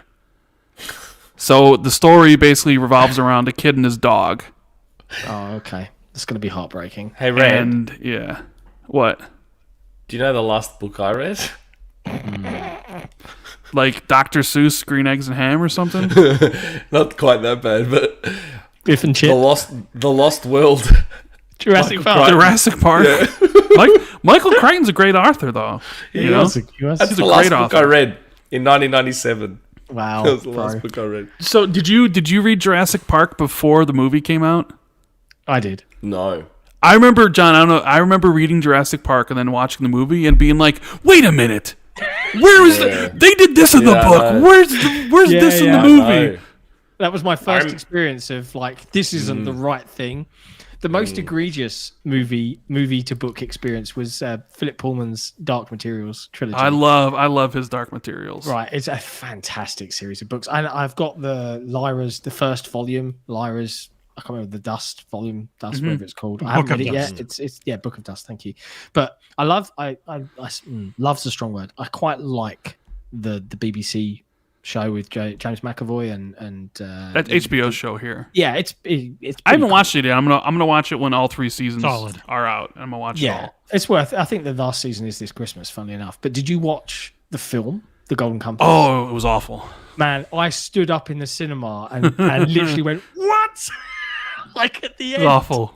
It was so bad. So cross. Was that with Nicole Kidman and Daniel Craig? Yeah. Yeah. Ian McKellen was the voice of the bear. Yeah, they had like a really solid cast, but here's the thing, and hey, I'm going to spoil it because these books are old and the show's been out for ages. At the end of the first book, the book fundamentally, the books are fundamentally man versus God, man versus religion. It sure is. Right, like quite literally, man versus God. And at the end of the book, of the first book, in order to render a hole between worlds, they cut and kill Lyra's friend, a child. Her father kills her friend to cut the bond between her and her soul. Her demon renders a hole in the universe, and he can cross over to another world. And in the film of The Golden Compass, which the church was apparently really oppressive against the studio because of all the religious connotations of the books, etc., etc. Like, oh, you can't, and they just fucking chicken shit the ending, and they just like. The ending was literally her in the balloon going, "We will find Roger," and then it just rolled credits. I was like, "What the fuck?" The ending of the book one's dark because he literally kills. Because in the this is coming to a book show, but their souls are animated or represented as like animals, right? Like they call them daemons or demons. Demons. Yeah. So like I think Laura has. Pantamalion? Monkey? I don't remember. It's been a long time since I read the book. He swaps a lot between like a lemur or a bird. So like he kills the kid and then he goes to the other world. But like, yeah, John's right. Like, I think the Catholic Church, I think this book is banned because like the whole point of the book is we're going to go kill God. We're going to go kill God. It's a great book though. And it's great for kids. And it's an awful video game. Did you play Golden Compass video game on the 360? I'm very glad. That's right, the 360, yeah. Oh my God, it's awful. I'm almost oh my tempted to God, go pick it it's up. so bad. Oh dear. Yeah. Anyway, sorry about that. I watched Top Gun Maverick though. Oh, I haven't watched it yet. Everybody says it's amazing. I haven't watched it yet. It's a real good film. I don't know about amazing. Like I watched it and I'm like, okay, it's a very good movie. I quite like it, and I love Joseph Kosinski. But like, I don't know why it's made $1 billion. Man, it was a solid. No one was expecting it to be an actually good movie, but man, those actors are yes, because the original was terrible. The original was terrible. So yeah, I understand that. But not only that, did you hear the quote from Miles Teller? Apparently, like because the actors were actually flying those jets. Yes, they were correct. up there in them, which is awesome. Yep. Apparently, there was one moment where Miles Teller, because they had to have regular tests to make sure they were okay and their health was good, because obviously it's quite a strain on your body, and they found jet fuel in Miles Teller's blood. And apparently, on set, he turned to Tom Cruise. It was like, Tom, they found jet fuel in my blood. And apparently, Tom Cruise's response, completely on the spot, he went, I was born with it, kid. Like Tom fucking Cruise. That sounds like Tom Cruise. That sounds like Tom Cruise. Did you see his ad for? It wasn't an ad. He did this like a promo thing, I guess, for the new Mission Impossible, where he's on that plane, like Tails style or Sonic style, like Sonic 2, where he's on the plane, and everyone's like, "How did he do that?" You could see his arm was heavily strapped to that thing so that he could not fall. But he's just standing on the plane, and the plane flips over, and he's just standing there. I'm like, this guy is a psychopath. Like, yeah. So anyway, chat. Sorry about the tangent. There was one thing I wanted to bring up real quick, and I couldn't figure out how to sneak it in. Is that they showed the talisman in that show because it is the next project for the Duffer Brothers. I know that was my final thing that I wanted to finish on. So they're making the Duffer Brothers, the people that did Stranger Things, the people that can pick the perfect cast of children. They have the responsibility now of casting Jack Sawyer and doing a book, a show version of The Talisman, which is just, I mean, that's dream come true TV show territory for me. That book meant so much to me as a kid. I hope for your sake it's good. I really do. It's so tantalizing. I mean, we just got a Lord of the Rings show, Rings of Power. I watched the third episode today. See, Lord of the Rings means a lot to me. Yeah. I saw the first movie at the show 20 times. So I'm enjoying it. I'm enjoying Rings of Power, regardless of what Nick says. Did you seriously see it at the cinema 20 times? Yes, I did. No way. 100%. You know what? Lord of the Rings, equally Rand. My father gave me the big bound copy of Lord of the Rings, the fancy dust cover, when I was 7 or 8. And I didn't understand a lot of the words, and I used to come back down to his study every couple of minutes, like, what does this mean? And he'd explain, and I'd go back and I'd read a bit more. But I read it. Used to read it once a year, every year. And when the films came out, I mean, that period of 3 years was special, man. Yes, that was the era where, and you tell me if I'm wrong, Rand, but I don't think as a film trilogy, as a collective work of people getting the right cast and the right attitude to production and the right combination of CG and real, I don't think it'll ever be beaten. Yeah, nothing has ever been done better. No, Lord of the Rings. Lord of the Rings, man. Yes. The best film trilogy ever made, hands down. And nothing comes close. Nothing. And nothing ever will come close. And I think I don't ever watch the theatrical ones now. It's extended or bust. And every Christmas now, that is a marathon for Christmas time. I love those films so fucking much. The most I've ever watched the movie is like 3 or 4 times at the cinema. I saw Return of the King 4 times. I saw Fellowship of the Ring 20 times, Two Towers 6 times, and Return of the King 3 times. That is crazy. I did Kill Bill 3 times. Kill Bill Volume 1 3 times at the cinema, because that film is just incredible. I did Jurassic Park back in 93, like 3 or 4 times, as a 13-year-old kid, because Jurassic Park, Jurassic Park is great. Jurassic Park, it's like, oh my god, there's actually dinosaurs.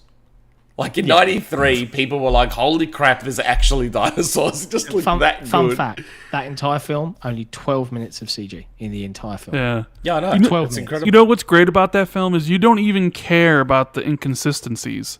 You don't even care that Tyrannosaurus Rex breaks out of the gate, and the next time they pan over the gate, it's now a cliff where they fall down. Yeah, where it's like, wait a minute.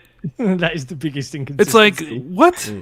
But it doesn't matter, because you're just like, I didn't even think of that. You're Nick, only just bringing that to my attention now. He busts out of the gate, right? Does this thing, eats the guy, and then he comes back. He pushes the car off the cliff where he just came out of. It's a cliff.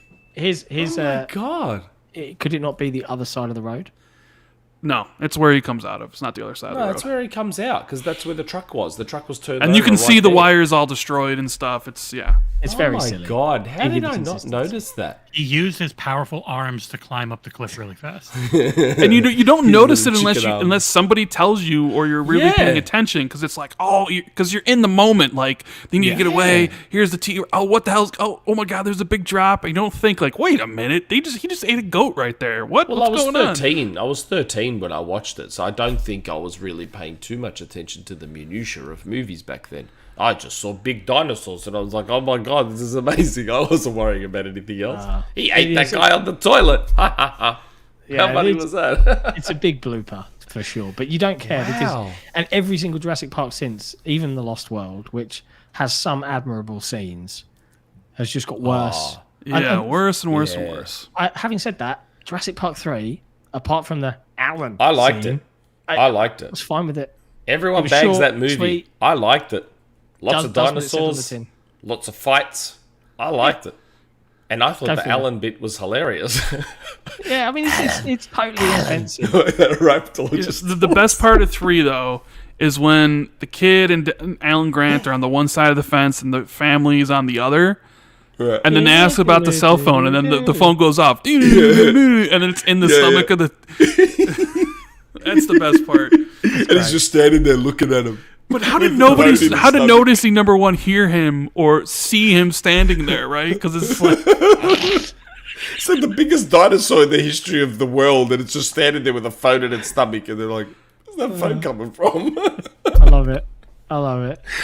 Anyway, so Microsoft, God. hilariously, following my absolute last-minute tangent rant about the fact that I've had to send my Elite Series 2 Halo Infinite controller away for a repair Oh my because God. yet again it's busted, have announced the White Elite Core, which is a cheaper by I think about $50 Because all the parts aren't with it. 40 quid because it doesn't give you any of the swappable bits like the longer sticks or the concave sticks or the paddles or whatever, but it's cheaper, but apparently has refined and improved parts. I'll believe it when I see it. sure, Jan. Exactly believe it what when you I see it. asked for, Nick. You know- So, John, update. Remember, my Elite 2 it's gone. It's fallen apart to the point where I can't use it. I've gone back to using my Elite 1. But guess what, John? Remember how I said to you I swapped the rubber grips? Like you now, the inside rubber grip is going on it. Yeah. The inside rubber grip. Which, Irritating, isn't it? So, and I did ping James Shields on Twitter. I didn't get a response. I wasn't expecting one, but I just want more than a buzzword. Refined components that are built to last. just I make want it out more. of the normal shell. Just make it out of the normal shell and add the paddles and add the sticks and all. Stop doing the rubber thing. Like, I think the rubber stuff doesn't bother me. I certainly haven't had issues with the Elite 2. rubber My biggest expands problem- with heat.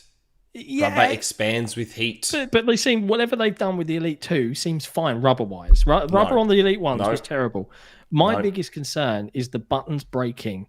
The switch is breaking, the mechanical switch is inside the pad that you can't do anything Never about. had that problem. Never had that problem. Every single person I know with an Elite pad has had that problem. Either a bumper has Never had failed that or a button has failed. Rand, have you got one? Have you had problems? Have you know people who've had problems? I know people have problems. My Elite Series 2, the right bumper broke eating? off. What are you eating? What are you eating? I'm I hungry got. now. Well, I'm on a diet.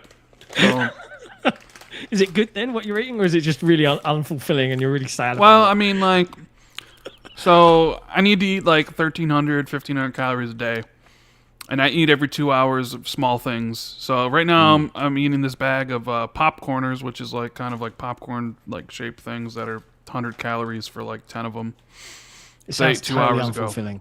That sounds like it's not good for a diet. It's probably not good for diet, but I need to lose weight, and it's more just calories than anything So else. you're calorie counting. You're having a little snackette, basically. Yeah, But I a mean, healthy one. we're in a show. The show's going to go 4 hours. I need some sustenance.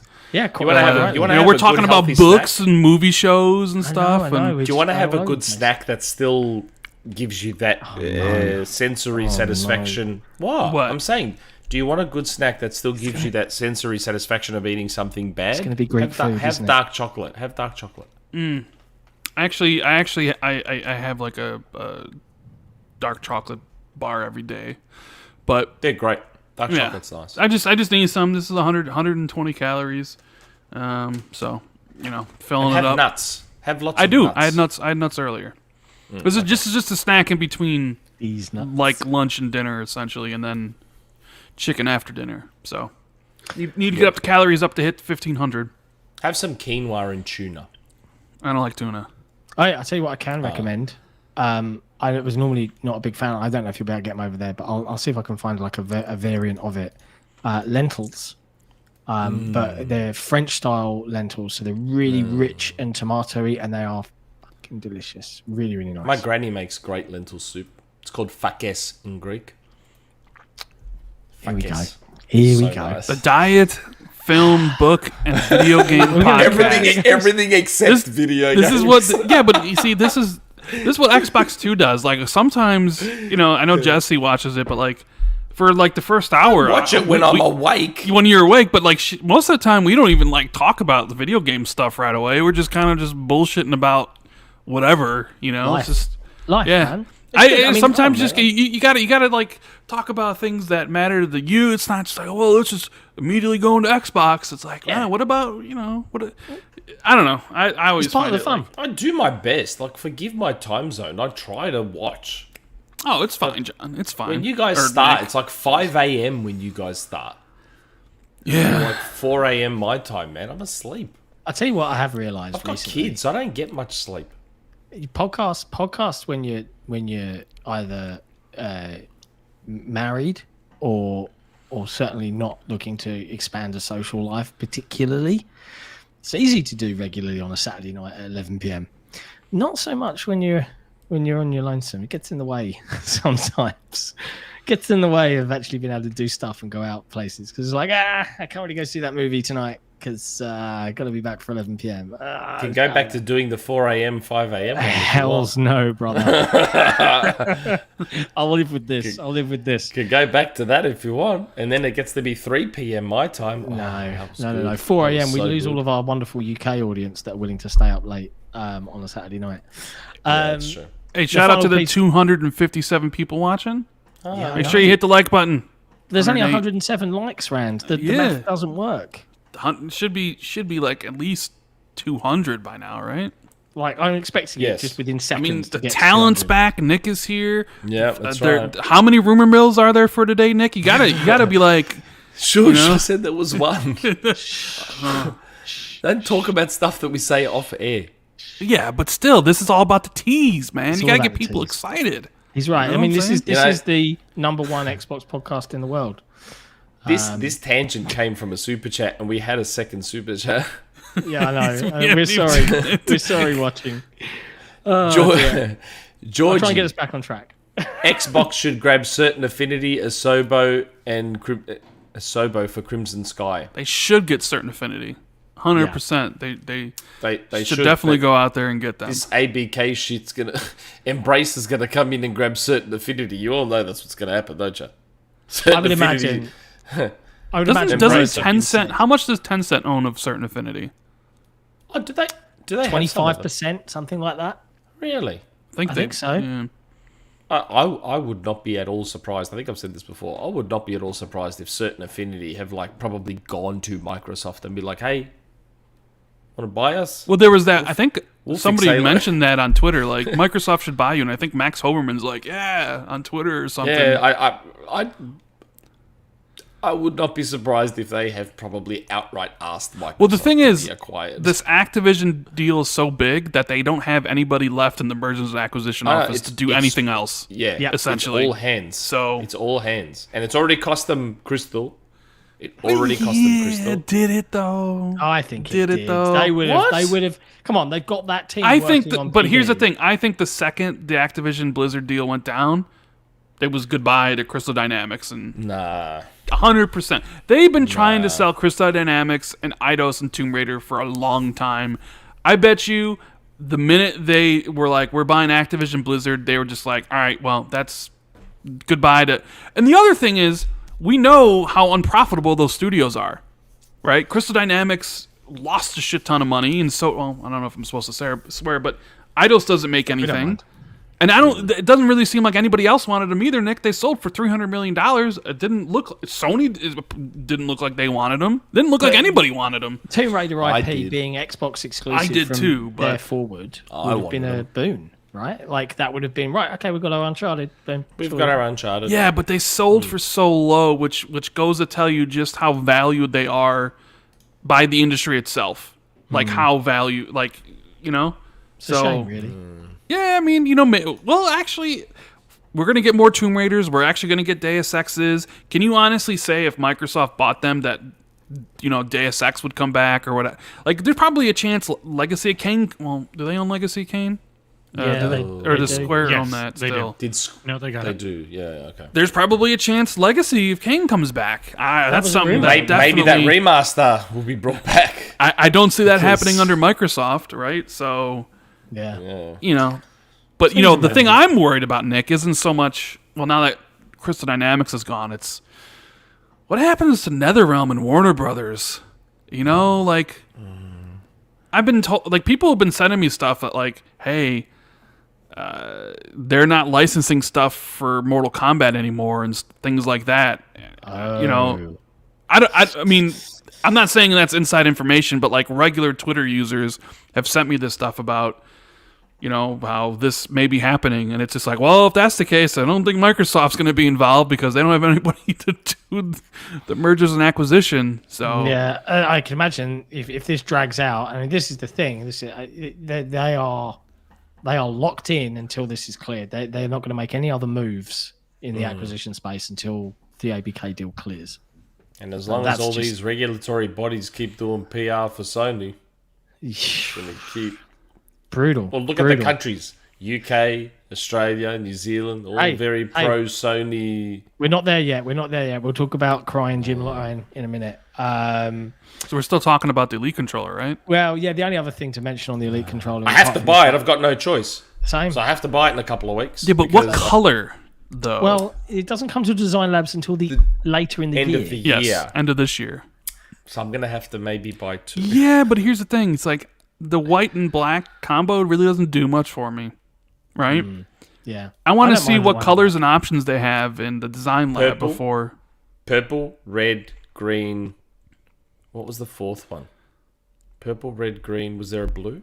There is a blue, yeah. Like a I think it was like a deep kind of I want the purple. blue. I'd like the red one. But then again, I think to myself, Rand, do you really need another one? Should you get one now? Because aren't there rumors the Series 3 is coming next year? I remember a Spanish Twitter guy was saying that like there's a Forza Motorsports stuff coming next year as well as Series 3. So it's like, do you buy this Series 2 core when a Series 3 might just be around the corner? You know, I have to. I don't have a choice. I was going to ride my Elite 1 until a new one came out, but now that's falling apart. So I don't have a choice. I have to get a core because I can't play games without paddles anymore. It's just impossible. I refuse. Yeah, I really struggled. Like with my one on the Blink, I went back to like a standard pad and played some Halo Infinite. Doing doubles, like it felt so weird to take my thumb off the thumbstick. Like, this feels really alien. I felt handicapped. I can't wait for that PlayStation Edge controller, man, so I can start playing games properly on a PlayStation 2. Yeah. Can't wait. Looks nice. Wait, you say properly? The sticks aren't still asymmetric. They're still symmetrical. Symmetrical. I'm over that now because the handles are long enough to make up for it. So part of the reason we all, I say grew up. Part of the reason we all hated the symmetrical sticks, and I think subconsciously people didn't realize why they hated it. The reason we all hated it was because the stupid DualShock 1, 2, and 3, to a lesser extent the DualShock 4, but the 1, 2, and 3, the handles were too short. So ergonomically, it was forcing your thumbs down. Because the DualSense has such long handles, your thumbs are still resting up, even though the sticks are asymmetrical. So it's not as annoying on the DualSense because the ergonomics are much better because of the longer handles. And the DualShock 4 as well. The handles are a bit longer, so it's not as bad. But if you go back and hold a DualShock 3 and then hold a DualSense, you'll know what I'm talking about. The handles are super short, which means the controller is sitting much lower in your hand, so your thumbs are like down here, and it's not natural. For me, my thumbs felt like they could actually touch if I had to move both sticks in. That didn't bother me. It was the fact that my thumbs were being forced down and they weren't resting naturally like they should be. And on the DualSense, they rest up here, so that's fine. Like the asymmetrical thing doesn't bother me anymore. It's the stupid option and share buttons being like this big and being in weird spots, and the triggers still aren't the best. Yeah, the DualSense is a much, much better controller than any PlayStation controller before it. It's good. Yeah, I don't mind it. Anyway, the only other couple of things on our list before we get into the fun, spicy stuff, and these will be fairly quick because as I understand it, and I've not seen them, but I think Jesse did. And I watched the Disney one. Yeah, so the Marvel Disney Showcase. Let's have a show of thumbs for whether it was good or worthwhile or not. Oh dear. It was not good at all. The what? The Disney Marvel Showcase. Did you see the rumors that were coming up about that show? Before the show, the people, there's the Iron Man game's going to be there. Fun. Oh, did you see Jeff Grubb mentioned an Iron Man game? Oh, where'd we hear about that? Because, where'd we hear about the Iron Man game?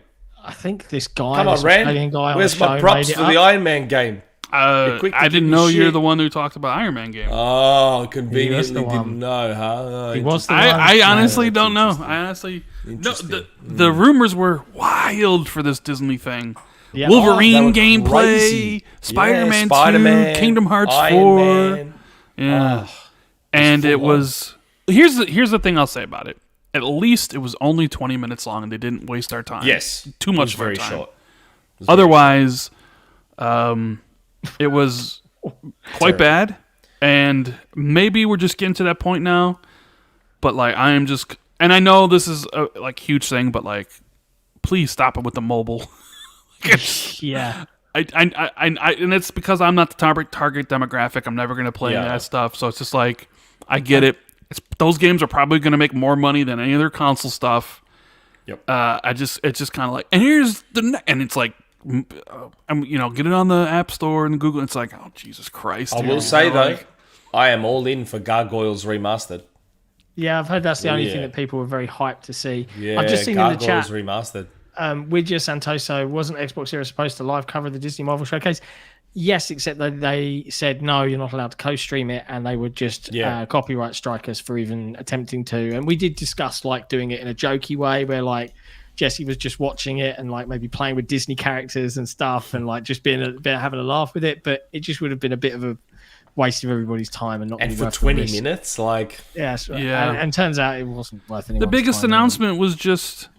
The Amy Hennig Black Panther Captain America thing, which they didn't even give a title. No title, no date. Just it was just the title is what you just called it. You know what was funny? Amy Hennig's Black Panther Captain it's America funny thing. because it was exactly the Indiana Jones announcement trailer, but instead of scrolling right to left, it scrolled left to right. Yeah, you did. You just gave it its name. The Amy Hennig Black Panther Captain America thing. I think the key art said 4 heroes, 2 wars, 1 bullet, or something ridiculous. That had a very... I know it's One War, I think it was called, right? That had a very mobile game vibe to it. Well, they say it's AAA and it's narrative stuff. I think it's... I see some people speculating it might be based off like the comic, like called Flags of Our Fathers or something.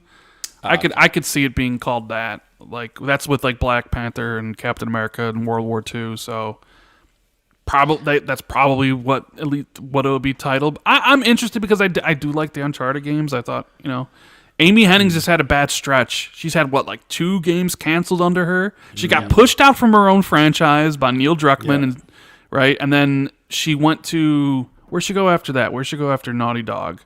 I know she ended up at EA making a Star Wars game that got canceled. And then wasn't there something else that she went to that got canceled? Yeah, there is, but I can't remember what it is. Can't remember. Yeah, but you're right. She has had a very bad run of luck.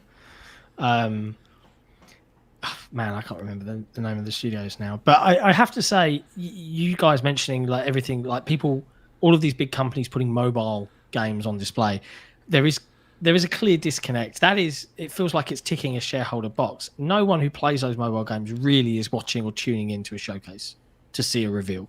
No one's hollering for excitement for these things. These are things that average people pick up when they see it on their phone. They go, "Oh, I like Disney," and then that's it. They're off. What was that accent? Was that a U.S. accent? I don't know what it was. It was an accent of an idiot. Oh, so you saying people in America are idiots? No, it was an American accent. It was. Sounded like it. I don't know.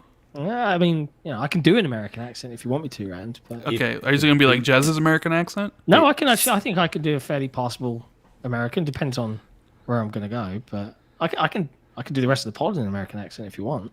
I'm not going to. Please don't. It would cringe. But yeah, it's just a pointless thing to put mobile games on these things, and I know that they make money, but no one that's waking up at 2 a.m. to watch a showcase or whatever is going to give a crap. It's really weird. No Star Wars Jedi Survivor? Yeah, no. What? That was odd. Yeah, I mean, unless there's like a Sony showcase coming soon where they show that off, or I mean, but then EA hasn't even announced the Need for Speed game that Jeff Grubb talked about yet, and isn't that supposed to launch this year? I mean, This year. that's what I thought it was. Yeah, it was supposed to launch this year. October, November, or something. Yeah, It's I not mean, even- only 2 months from. Really? That's I remember. I think it's happening. my maybe. God. Probably coming like 2023, like literally every other video game in existence at this point. Yeah, tell me about it. Madness. Wow. And the other show was the Ubisoft Forward, which I think Ubisoft. Jesse did co-stream, but I was equally asleep. was a bit disappointing as well. I'll just say I think it was Can you hear us? Ubisoft's worst show they ever did. Oh dear. Can Jesse hear us? Yeah, he can hear us. Yeah, He's I just can hear you. I'm playing okay. things. Hello, what's up? Because John was talking to you. Wait, wasn't he's saying? Oh, It the boy you were was. talking to me?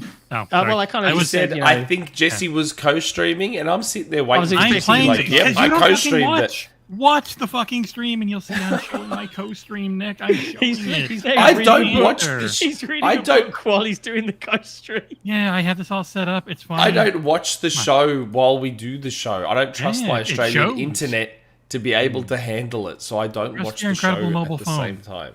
But yes, I fell yeah. asleep a few times. I read some books. It was a garbage show. It's Oh, a, dear. I will say, I guessed. Like, I was half asleep, and that's when I messaged Rand. And I saw on Twitter someone posted the 4 Assassin's Creed logos, and I guessed each one without. I was half asleep, 10 to 7 in the morning, guessed each one. I looked at the wickety, branchy, twiggy one, and it was Assassin's Creed Hex, and I'm like, oh, so that's like a witch hunting one, probably set in Germany, isn't it? Apparently that's what it is. Then I saw the red one. I'm like, that looks very ninja-y. I wonder if that's Japan. Turns out that's exactly what it was. And the Jade one, I was like, okay, so I assume that's something to do with China. Apparently that's also the case. Wow. Not bad that's guesses. a mobile game. Is it? Yeah. You know, these conferences have been so bad, it makes you appreciate Xbox's conference even more. Oh, Yeah. yeah. They put You on know? a show, man. They put on a show every yeah. year, and most of the time they are the best show of the year. Like, and I don't care Yeah. what affiliation you have, but in terms of They are. quality of content, it's usually right up there. Yeah, because it's just trailer, minimal talking. Like Ubisoft was just like, we're gonna talk, and it's just cringe and Worst I banter. could barely It was- understand what they're saying, and it's like Jesus. There's a lot of Activision coming across about Ubi at the moment. So Activision kind of did this pivot to everything Call of Duty. Ubisoft seems to be pivoting to just everything Assassin's You know, Creed. You guys recall all the influencers who saw the Assassin's Creed showcase Yep. early? They were all like teasing it, like, "Oh my god, it's so good!" Like big surprise. And I'm like watching it. I'm like, is this like what you guys are creaming your pants over? Like, It's bizarre, isn't it? it's just weird. I was just like, I don't get it. Like, yeah, it's cool that Mirage sounds like a return to form. No 100+ hour RPG, more narrative focused stealth game, like an Yes. Assassin's Creed stealth game. We're going like Yes. great, but you don't really get that from the CGI trailer. And then you barely saw anything from Red or Hex. So it's kind of like, what was so amazing about this thing? You know what I mean? Well, So question, and you might know better than me, Rand, as you're such an important influencer. yeah, okay. Do you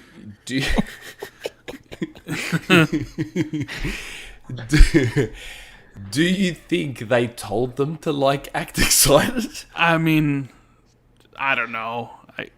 I know No, skill. legitimately, I'm not mucking around. Do you think it's possible they said, guys, get hyped, Get hype it up, promoting. get hyped? I don't think they can- Maybe I don't I don't know. think they can ask that, can they? Like when they show you something, they invite you something. They can't ask you. To I don't a certain put the way. stories I've heard over the years of how things work in the background. I would not put anything.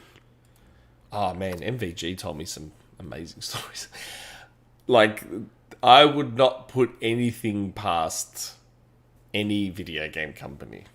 Wow. I could totally see them exerting some pressure. Going, guys, get hyped. Assassin's Creed Ninjas. Look, Germany. Get hyped. Come on. I would Maybe. not be surprised.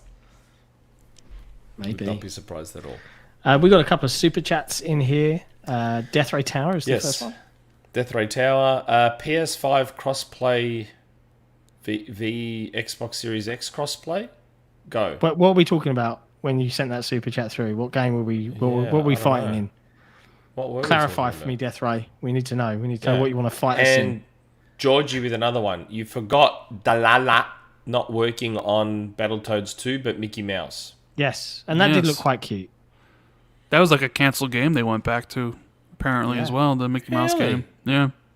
Wow. So it doesn't sound like they're working on Battletoads 2. So is Battletoads a dead Right. franchise? Again?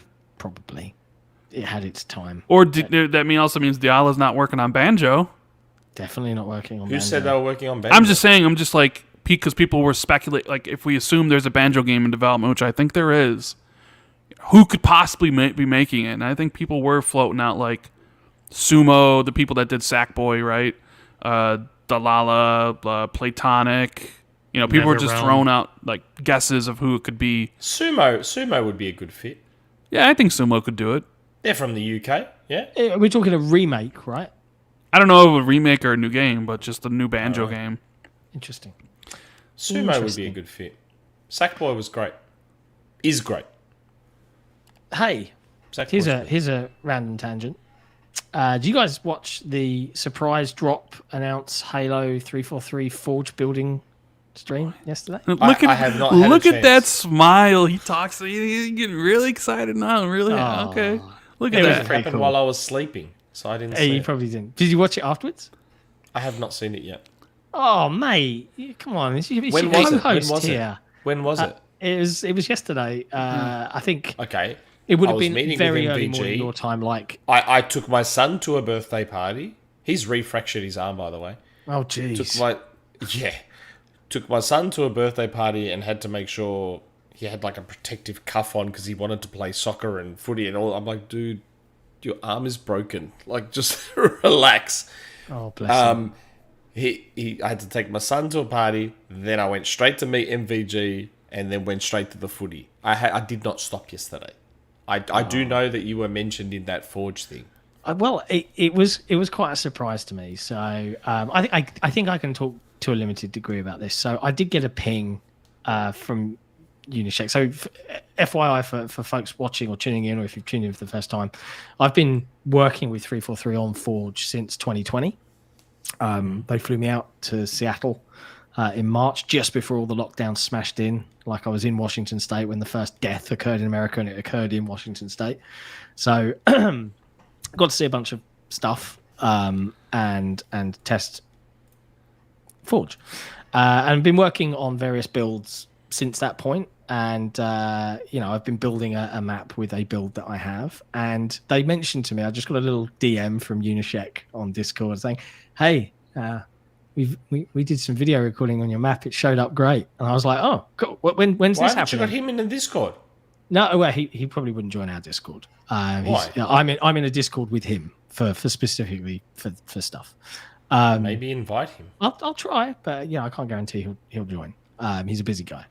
But yeah, they surprised the hell out of me because like a good quarter of the stream that they did. So they did a stream yesterday all about Forge, some of the building mechanics, some of the features, scaling, object scaling, and then they showed like a massive walkthrough of the map that I've been building in Forge. Oh, was that your map that I saw yeah. the clips of? And then there was the smoke coming down with the light through it. And Yeah. I did see brief stuff of it. Man, seeing the community's reaction to that was pretty cool. It was pretty cool. I can see we've got a super chat from Hargreet Channy actually. Hey dude, love to see you as always. He said great work on the new map for Halo. How long does something like that take with the new Forge?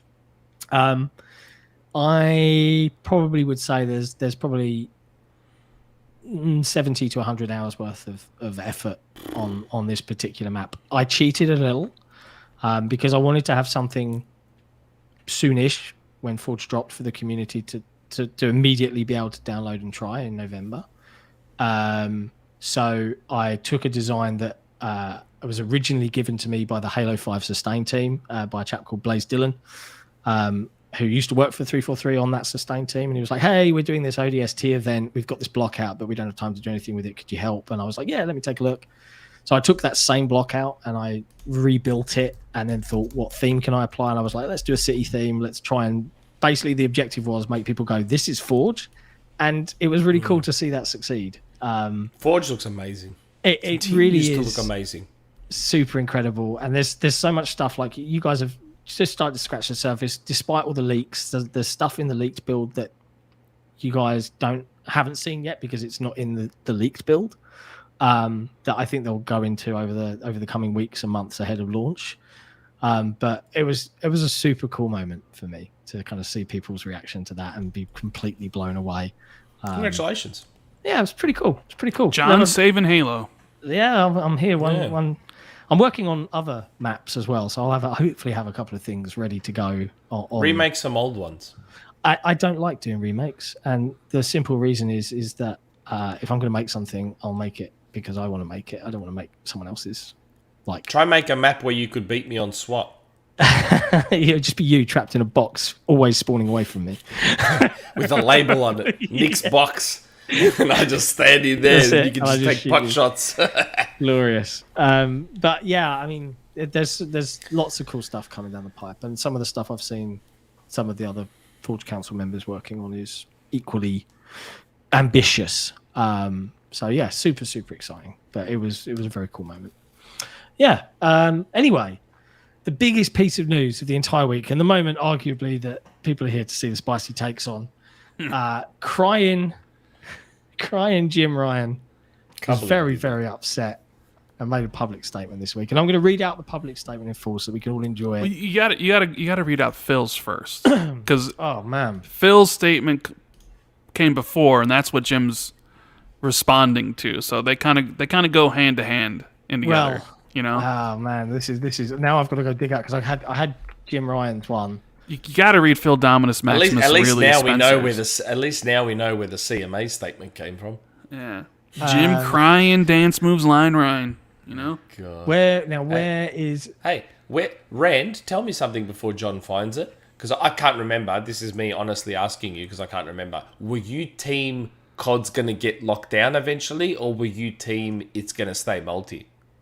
The very first day I was like, Warzone's going to be everywhere and they'll lock down COD. But then talking to Jez, I became COD is now Minecrafted. Nope. That's kind of what I stayed. COD's going to get. We both said, John. I thought you were the same as me, where you said COD was going to get locked down eventually.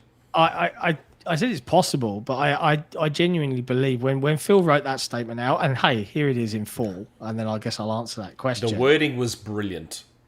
But and look, let's get into this, right? We'll get into this, and I'll try and make my point when we're doing it. So, Phil's statement. We're going to pursue a principled path. We've heard. No. That's the wrong one. That's the wrong statement. What one do you want, Rand? The one from Tom Warren in The Verge. The one where he talks about offering the contract to PlayStation.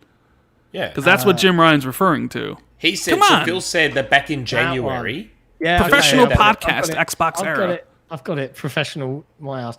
In January, this is what he said. We provided a signed agreement to Sony to guarantee Call of Duty on PlayStation with feature and content parity several years for at least several more years beyond the current Sony contract, an offer that goes well beyond typical gaming industry agreements. That is fair. Microsoft Gaming CEO Phil Spencer, special guest of episode 100 of the XboxEra podcast. It's never been on the Xbox 2. In a statement to The Verge. That's true. I mean, the only other podcast that's had Phil is Unlocked. And technically the Inner Circle podcast. The Inner Circle, yeah. Back in 2015 before PR got to Phil and roped him down. It's like, stop doing that. Yeah. But yeah, so Jim Cryin was a bit upset at this. You know, this really stuck in this guy's craw. And he came back and said, wow. It's not fair. Wow. He said, through the tears he blinked away in his eyes as he choked the words in his throat, I hadn't intended to comment on what I understood to be a private business discussion, but I feel the need to set the record straight because Phil Spencer brought this into the public forum, Ryan said as he threw his drink across the room. That's why you see a Mean Girls. That's why you see a Mean Girls YouTube thumbnail, because it's very high school. I'm enjoying my impression of Jim. You know it's serious because he's using Phil's government name. You know. Yeah, absolutely right. Phil's government name. Yeah, Phil Spencer is the full name. Like, Yeah. I wasn't going to say anything, but Phil Spencer's out here. Anyway, he went on to say, Microsoft has only offered for Call of Duty to remain on PlayStation for 3 years after the current agreement between Activision and Sony ends. Almost 20 years of Call of Duty on PlayStation. Their proposal was inadequate on many levels and failed to take account of the impact on our gamers. We want to guarantee PlayStation gamers continue to have the highest quality Call of Duty experience, and Microsoft's proposal undermines this principle. I can't believe Jim Cryin. Jim Ryan's in chat, and he says, "Come on, guys, I was not crying that much." I can't believe the gall on him. The audacity, Nick. Why does Microsoft owe them anything? May I ask? Like, he's like, 20 years of Call of Duty on PlayStation. Which is a lie. All those years of Street Fighter on Xbox. 20 years. Does that matter with Street Fighter 5? 20 years is a lie. The first Call of Duty game on PlayStation was Big Red 1 in 2005. Yeah. So that's 17 years. 20 years. Jim. You can't count. That's like, but just, I don't understand. But it goes back to, I didn't get to talk about it last week, but the CMA thing, it all goes back. Why is Sony being so protected? Can I ask? Like a legitimate question. Why is Sony being so protected in all this? Well, there's two. This is the thing. So in gaming, if we take gaming just as siloed on its own, Sony is the market leader. Well, 100%. no, they're not. Oh, well, okay. Depending on the metric you use, Nintendo is. Well, no, I think in terms of profit, aren't they ahead?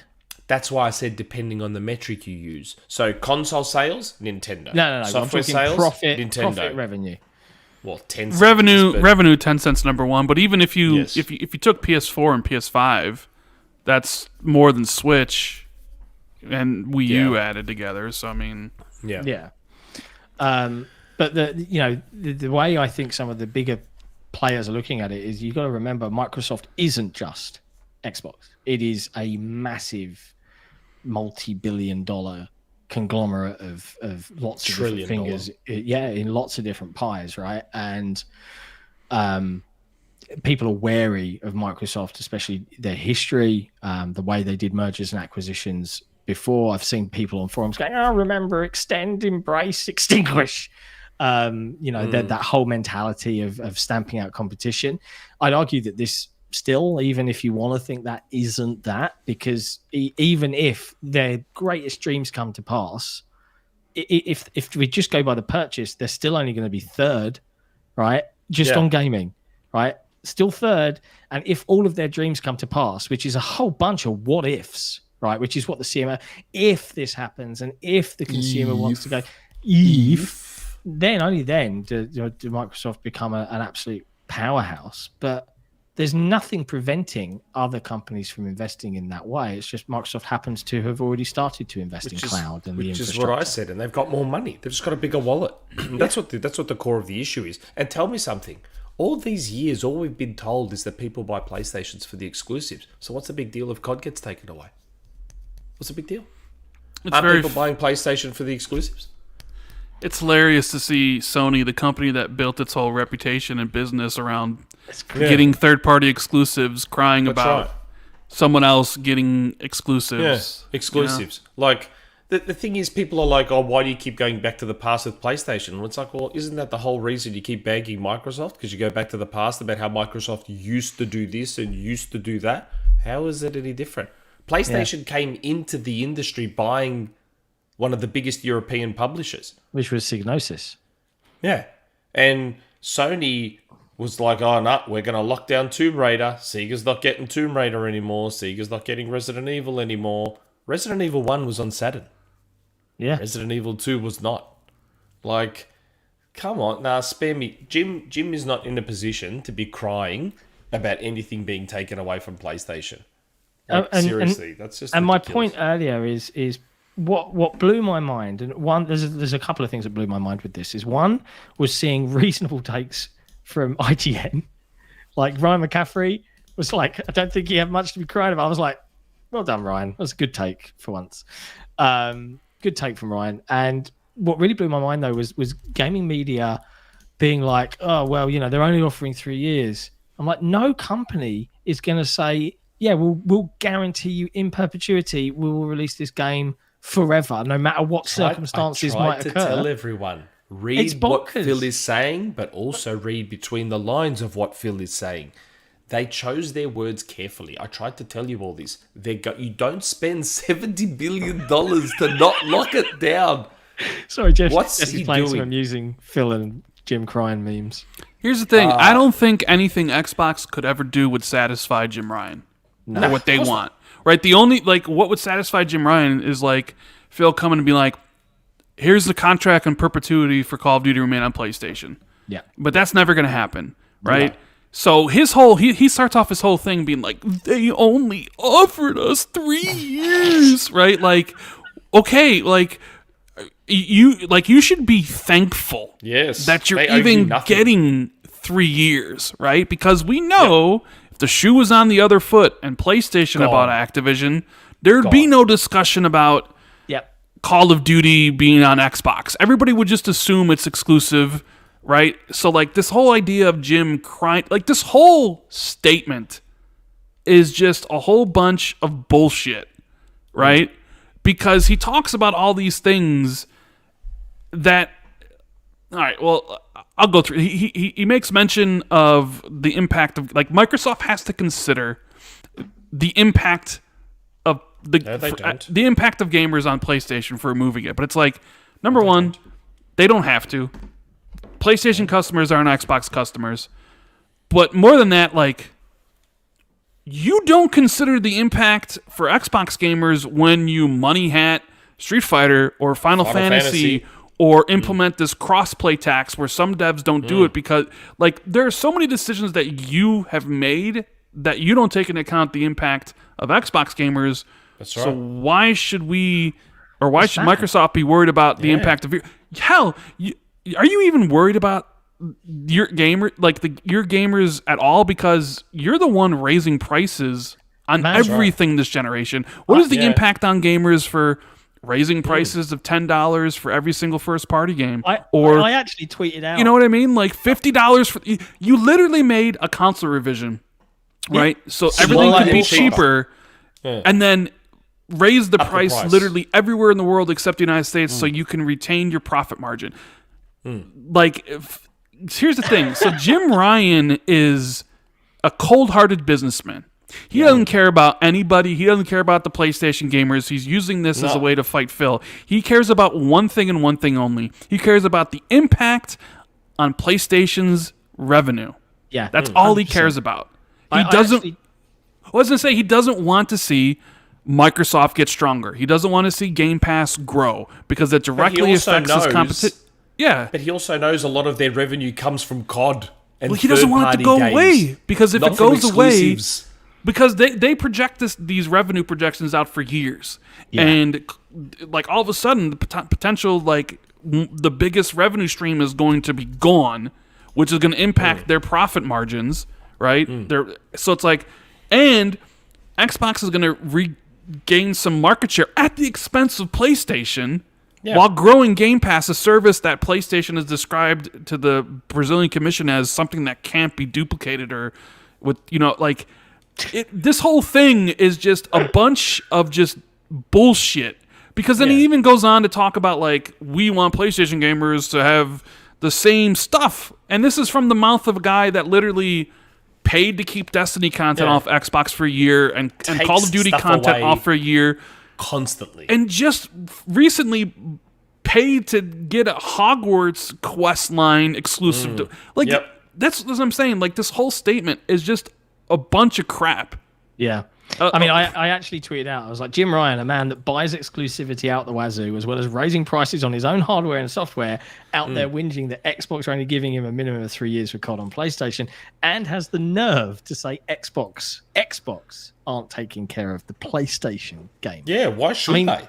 What the Like, what obligation does Microsoft have to worry about PlayStation gamers?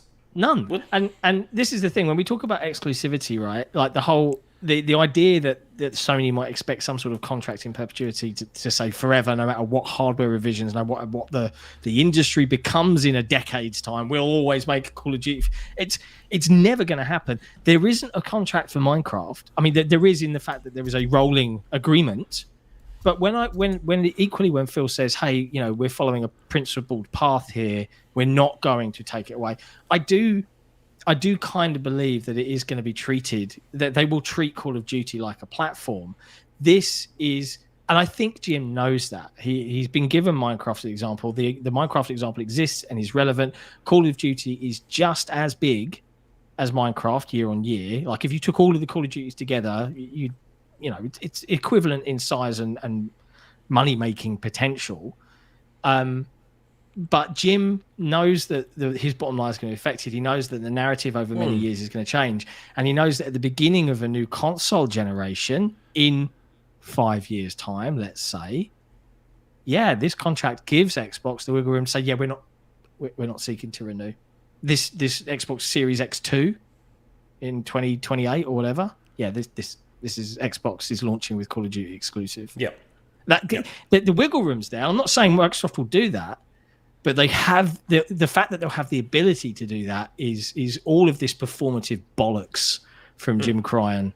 They'll throw them a bone. They'll keep getting whatever Warzone evolves into. Yeah, the big they'll keep getting cross-play environments. But, you know, I could see a world where, you know, X number of years away, they might, particularly at a new console launch, turn around and say, oh, the new multiplayer and campaign elements of COD are exclusive. But I said it from the start. They will lock down that traditional Call of Duty multiplayer, single-player package that we've all been buying for however many years. That will eventually get locked down. It makes no sense not to. Absolutely no sense. And I'm glad Jim revealed the Mean Girls high school backroom chat. Dude, he's snitching. Because now some of the CMA answers make a lot of sense, because the CMA talked about how the one company that would be really adversely affected would be Sony, especially at a new console launch, right? They brought that up because people buy consoles for Call of Duty. So Jim is snitching. Buy for exclusives. So Jim's snitching because he probably told them, well, they only gave us a contract to 2027 and new consoles are going to come in 2028. We're not guaranteed a COD for a new console launch, so this would... Bad luck. You know, look, I wouldn't care either way if COD goes exclusives or stays multiplat. The thing for me is like Phil. So a lot of PlayStation fans have been calling Phil a liar. That like hilarious to me. Phil's needs to be fired. He's been lying, and I just like look at him like, but where did he ever lie? Like, he never said that it was going to remain on PlayStation forever, because they're not going to make that statement, and the governments can't force them on that either. The possibility exists that after the 3-year contract's up, they go and renegotiate for another 3 years or whatever, because each individual COD game would require a contract, right? It's not like Minecraft, which is just a game that exists as a singular title. It's like each one of those games probably needs to have its own agreement. But everybody's like, Phil lied, but it's like, but even if you go back and read some of the Brad Smith and Phil quotes, like CNN's even talk like, they offered a multi-year deal, and it's like, I don't understand. But then I've always said, when you have Phil Spencer and he comes out and says something, it's that like Rorschach test, where it's like, what do you see when this with this picture? Because some people will take it like, oh, he means this, and other people will be like this, like, so. I wish I had prepped our clips and what we said back then. And this is what I told everyone would happen. I don't think Phil muddies his language particularly at all. Like I think No, he's it's very, not very about cool. mullying. Like I said back then, they choose their words Oh, extremely carefully. absolutely, They go over but- them with a fine-tooth comb and be like, well, how can that be interpreted? How can that be interpreted? Okay, we need to say something that makes it sound like we're going to keep giving them Call of Duty, but then when we don't anymore, we can tell them, well, no. That's why they say words like desire. And they But say words like I can't intent. remember where I read this. And Ahead of the all those Bethesda sorts of acquisition, words. and I'm going to paraphrase here, but I saw I can't remember which gaming media site wrote this, but I saw an article that was kind of like ahead of the Bethesda acquisition, or on this subject, on the cryin Jim Ryan. They were talking about how Phil, before Bethesda closed, was talking about how it's not about taking games away from communities. That's not what the Bethesda acquisition is about. And then when the roundtable occurred, the actual quote was, what I can tell you is this is about giving Xbox gamers exclusive games where Game Pass exists. Now, people were like pointing at that and going, yeah, see, look, he lied in the first one. But he didn't And lie. he was like, but he didn't take any existing Away. games away from you. And this Correct. is where we talk about the careful language used. Is he didn't take anything away, but he did stop Sony from buying Starfield. He couldn't stop them from buying Ghostwire Tokyo or Deathloop for a year. But But that's what I mean. When he says we don't plan to take Call of Duty away from PlayStation, they don't. You're not can gonna buy delist the all games. all those old PlayStation COD games. You can still buy them. And Warzone 2, and then Warzone 3, and Warzone 4. I'm sure they will all still be on PlayStation. They are not taking Call of Duty as a franchise away from PlayStation. But those traditional Call of Duties that you buy each year with the campaign and multiplayer, they're not going to come out anymore. Not after the deals expire. They're not going to be coming out anymore. And I mean, look, I won't worry about my victory lap. Well, it's going to be I said a it back while. then. You can celebrate it in 2028 if it happens. Yeah, well, yeah, not if, when, but yeah. I'm Clearly just saying, are you going to be are you actually going to still be doing XboxEra 6 years from now? we'll be even know. retired in our Ferraris by then, won't we? I don't even know. I just, man, I don't know. And even if Phil was lying, all he's doing is copying his buddy Jim. Look, Jim's never lied. What? Jim, we're never going to do crossplay because we have to protect the children. Yeah. Jim, Mr. We Believe in Generations. Granted, he never said it's everybody else that misinterpreted what he really said, but still, it's just funny, right? It's funny. It's hilarious. And hey, look, we've got some super chats in the queue on do. some of these topics. I think Alvin's the first. Hold on, yes. Tayi Casares. There's a whole bunch. We'll go through them all. I mean, Tayi, we got back then. We should have said it back then. I don't know what's worse, Disney or Ubisoft event. Yeah, they were both pretty bad. Ubisoft, because it was an hour and a half. Fair. Was it really? It was an hour and a half, and Disney's was 20 minutes. Yeah, Ubisoft loses that game. What did they do for an hour and a half? They talk, bro. They have people up there talking most of the time. Oh my god. Chit chat. Even Madness. I couldn't do that.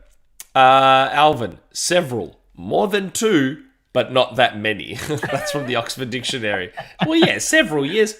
3 years, that's close I always enough. took several to mean 3 or around there. I always took several to mean 4. I always took it to mean, like, I always had a couple is 2, a few is 3, and then several is 4 or more.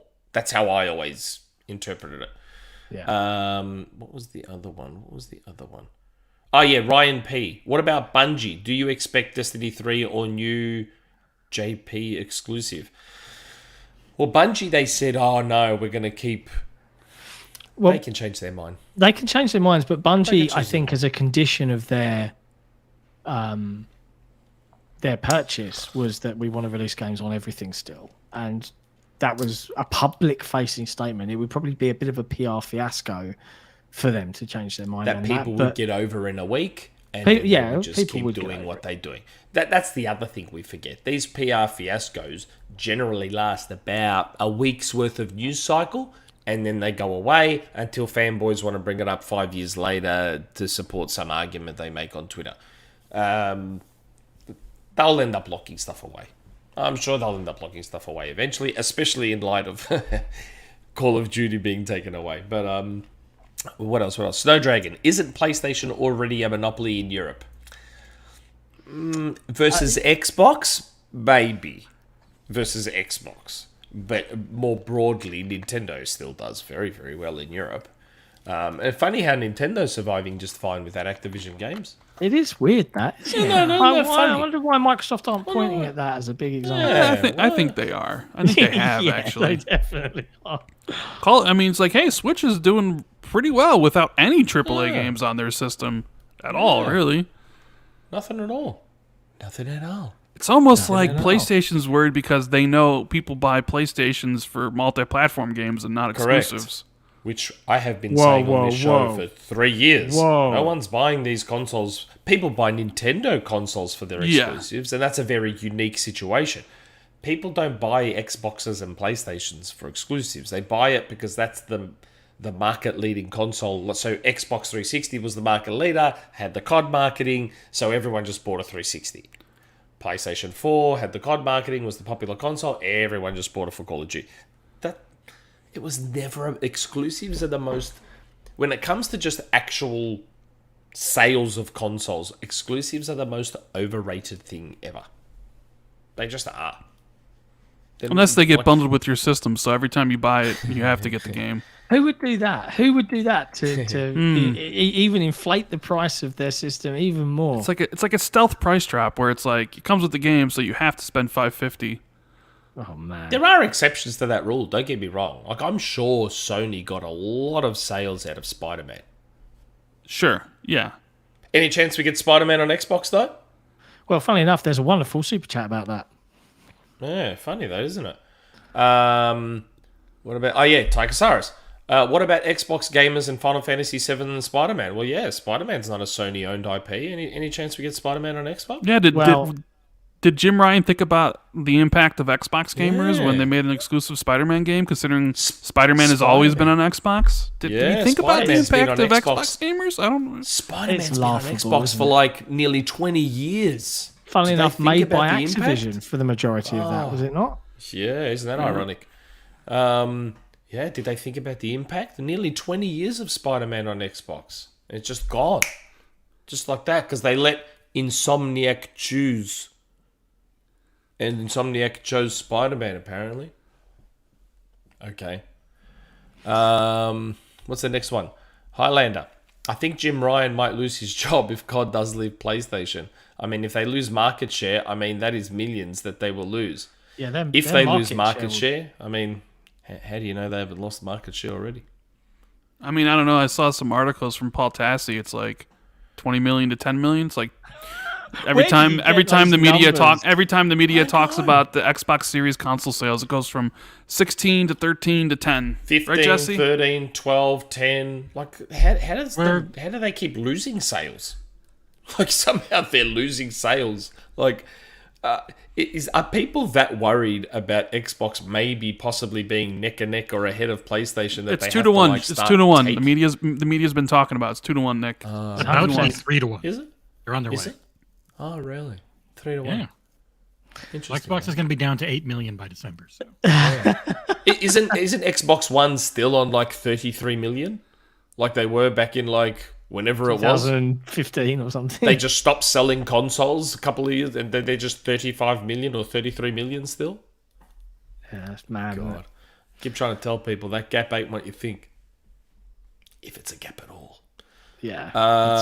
Snowdragon, thoughts on Jeff Keighley's statements against Xbox? What did he say? He got into a Twitter spat with Tim Dog. He got baited by Tim Dog. He said, I don't understand the relevance of, the Final Fantasy Spider-Man. Like, both companies buy exclusive agreements. And Tim was like, I think, Tim probably wasn't the most, articulate chaps in making this argument. But the gist of it was, yeah, but if you're sitting out there crying that they're not thinking about our community by taking this game away or potentially being able to, he didn't think once about taking away Spider-Man or taking away Final Fantasy anything and like that. Why is Jeff worried about COD being taken away? Jeff's the one pumping up exclusives all the time. So why is he worried? I don't know if he was worried, but I think he was questioning the Xbox's. Well, he kind of insinuated that maybe Xbox is lying to governments and then saying something else to Jim. Yeah, that's kind of what Jeff was saying. Yeah, that's a great way of putting it. Yeah, because if you go back, he's like, well, I don't know, because like it seems like they're saying one thing to Sony and something completely different to the governments. So yeah, it's like. And he's reached that doesn't out. make sense. So, but here's the thing. Here's the thing, Nick. They've all fallen for this whole COD's going to be on forever on PlayStation. So when it comes out that Phil offered a 3-year deal, and then Jim's calling it out, they're like, well, must be lying because Phil said this. You know what I mean? So, and this is what I mean when Phil said he's talking about look at Minecraft. Yeah. Hey, gaming media, there isn't a in perpetuity contract for Minecraft. No, it's a rolling agreement. Yeah. They've offered an initial 3 years beyond the existing 2 or 3 that are left. That is more than the industry standard. Yep. In 6 years. And so when he said Sony COD is like renegotiate. COD's like Minecraft, that would have been what he was referring to. We have a rolling agreement. Yeah. And then the asterisk is that we have the option to stop. Yeah. That is exactly like Minecraft. They have the option now to take Minecraft away if they wanted to. But I mean, if you look at Minecraft as an IP, though, they could have released Minecraft Dungeons as an exclusive. They could have released Minecraft Legends as an exclusive when it comes out. But they're not. But Mojang is like the least first party developer in the history of first party developers. So That's very true. So this is what Keeley said, right? He said, obviously many sides to every story. I've reached out to Xbox to see if they'll be providing a statement to clarify.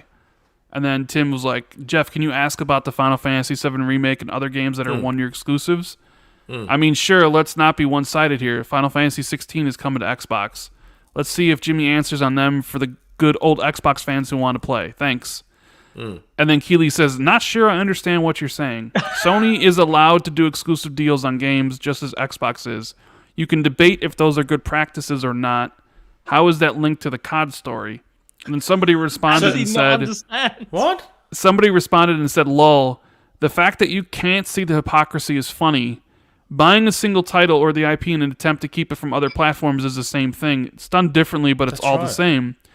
So Jeff goes, I think that misses the point. Xbox seems to be saying one thing publicly, but signaling different privately if Sony's statement is accurate. No, they're signaling something legally different, but not really different. They're saying, hey, no, don't worry. But yeah, legally, we're never going to give you a contract in perpetuity. It's the separation of semantics. Like, it's a dumb argument to make. Why are so many people worried about Sony? Because they're the number one. Because they're the underdog, man. Because most of the people because it's the same reason that most reviews are done on PlayStation. Like, if you look at a multi-platform game, it's like 100 reviews for PlayStation and like 10 reviews for Xbox, because the majority of people in the media grew up when PlayStation's kind of first started. That's what I said 2 weeks ago. Their heart is with PlayStation, right? That's why when PlayStation makes these deals, nobody calls them out because it's, I got a PlayStation, it's great. But when Xbox makes a deal like Rise of the Tomb Raider, they're all up in arms being like, well, when it's coming to PlayStation? You know, so I mean, the Tomb Raider one was the most egregious. Like, it wasn't a good deal. It wasn't a good idea for Microsoft to do it. I know why they did it, because they looked at what was happening with the Xbox One at the time. They had nothing. They had 4 studios internally. They had nothing on their calendar, and they threw a bunch of money at the problem. Sony do it all the freaking time, but the media's reaction. I remember reading Eurogamer at the time, and I remember reading an interview. And the journalist at the time, I can't remember which one it was from Eurogamer's team, was almost hounding. He's like, well, that's not really an answer. You know, like, you've never seen it. You've never seen someone hounding Square or some Sony exec. Like, why isn't Final Fantasy? You know, when does that deal expire? Why can't you tell us? Why won't you tell us? Why aren't Sony being hounded about Deathloop? It never has happened. Or Ghostwire. And yet, when Xbox fans or Xbox podcasts or anyone in that sphere points that out, the only thing that's thrown back at people like us that would be like that's weird is only you're a fanboy. So, No. Sorry, I'm just if we're going to do things fairly, let's analyze all these situations in a fair. But what Rand said is right. It's what I said 2 weeks ago on the show. Yeah. The problem is, remember we got that community question and they were like, what would you change about gaming media? And I said, what I would change is have more people that grew up on Xbox rather than on PlayStation. Yep. Most of the current media journalists grew up when PlayStation 1 was dominant, PlayStation 2 was dominant. So subconsciously, that's where all their memories are attached. That's where all their love is attached. So there's this, I don't know if it must be a subconscious need to defend. Because, oh my God, this company that they grew up loving so much could be under threat from this company that I always hated back then because they were the new guy that came in with Halo. Like, it's just... You know what it is, annoying. Nick? Everybody last generation was like, Xbox needs to do better, right? We've all said it. Everybody said it. Like, they need to do better. But it always came with an asterisk for some people. Xbox needs to do better. Not like that, though. But not at the expense of PlayStation, is essentially what they were saying, which they wouldn't say. So it's like, that's why whenever you see people talk about like Xbox buying Bethesda and Activision, they're like, why don't they build their own studios and create something for themselves? Oh my God, that right? myth again. I keep but seeing that's what they myth. say. Because they wanted Xbox to compete and they wanted Xbox to improve, but not at the expense of PlayStation. So when they bought Bethesda, which by the way, Sony didn't give two shits about because they never came out and made any statements about it. Jim Ryan, whatever, it's just like, and I could see why, because like their games don't come out that often. I mean, hell, like Todd Howard's game come out every 5 years, so you might get 2 a decade, right? So it's like, not that big of a loss. We can survive that. But Activision's a totally different story. Like, I remember hearing, like, when that went down, like, all the major publishers and Sony all had, like, emergency all-hands meetings when they bought, like, when that deal was announced. Like, they couldn't believe it, right? And, yeah, now it's like, well, now Xbox is doing better at the expense of PlayStation. It's not the expense of Nintendo, because Nintendo doesn't get Bethesda games really, nothing changes or for Nintendo. Activision games. So it's like it's all at the expense of PlayStation. Actually, no, something does change for Nintendo. If anything, Nintendo will probably start to get more of these games, like via cloud or something. Like Nintendo will probably gain more out of this than they did before. I'd see Microsoft being more willing to push those games. I could see Microsoft going, so we have this service called xCloud. Cloud. Let's AAA games run via the cloud. Pretty good lag. Would you guys be interested in this, maybe? Then you can have Call of Duty back on Switch. What do you think? And Nintendo would be like, all right, are you going to take care of all of it? It feels like, yeah, all right, we'll do it. So Knock yourselves out. Go for it. Do you think we'll see any more responses back and forth in the public again, or is this? Oh yeah, this I can't think be. Oh, you think so? This week. This You think can't the box- be the only one. Here's the thing. I was thinking maybe Xbox would say something, but like, I think maybe they won't say anything publicly unless they're baited by PlayStation again. Because I don't know. I don't know. I sort of feel like this whole thing really, I think, painted Jim in a bad light. Because I think people can, they can smell, what Jim His crying, fear. Ryan lying is Salt in what his his true tears. intentions are. Yeah. There was definitely a phone call to the Wambulance being made. There was definitely the Wambulance was called to Jim's house, I reckon, for sure. And I just wonder, the longer this goes on, like, does it get more combative? Right? Like, I hope if so. you know what I mean? Because Because entertaining. because I love it, because you don't see this sort of, like, normally it's PlayStation, or normally it's like, Phil's is like kumbaya, right? Like, we're all he is. gaming's great, rising tides lift all boats, our friends. But like, you look at Jim, and even in Phil's original tweet, about like, hey, we talked and we desire and intent, he's like, we value our relationship with PlayStation, right? I said in my video, like, that may be true, But I don't think Jim Ryan values their relationship with Microsoft. No, they do Not at all. So Not even a Never little has. bit. Like, and you got to wonder, like, is Phil sitting there thinking things I would say? Like, you know, like, I don't know if you guys work in office environments, but there are many times where I've replied to an email if I'm pissed off, and I'll write what I want to say. Angry email writing, and you read it, and you go, "Yeah, I can't send that." I wonder if Phil's done that a few times, because, like, if I were Phil, you know, a public statement saying, you know, mocking almost, like, you know, hey Jim, I'm glad that you want Xbox to take care of PlayStation gamers. You know, we can commit to never raising our hardware prices during the highest inflation the world's seen in several decades, and blah blah blah. You know, really getting under his skin to point out how farcical and ridiculous and stupid his arguments are. Like, I'd love to see it, like angry Phil, like Phil getting pissed off and just like sending a mean tweet. Dear Jim, I appreciate your point about Xbox taking care of PlayStation gamers. Excuse me a second while I go and play Street Fighter V on my PlayStation 4 console, and I'll get right back to you. Yeah, man, it'd be lovely. There is some more Super chats. Heaps more. Fire's Shadow. Sony will only accept ABK if COD is exclusive to Sony, and Xbox gamers have to buy their games for them while Jim swims in his sea of hypocrisy tears. Hey, they can always have Game Pass on PlayStation 5. They've offered it before. Exclusive games where Game Pass exists. There's a whole bunch here. Wow. Rand brings the super chats, huh? Yeah. Dan Lazaro. Cash cow. Jeff and his Game Awards will never be taken serious until he removes his bias towards Sony. He shouldn't involve himself in this at all. Yeah, well, I mean, we kind of know why Jeff's getting involved. Because the thing is, it's easy for all these famous journalists and media people to act the way they act while the status quo exists. It's very easy for them to be all cool and hip and this. If that flips, if all of a sudden Sony ain't leading the race anymore, things change. Because they then understand that, hold on, Microsoft's the market leader. That means we kind of have to talk about them a bit more. And well, it's not just that. Discuss them more.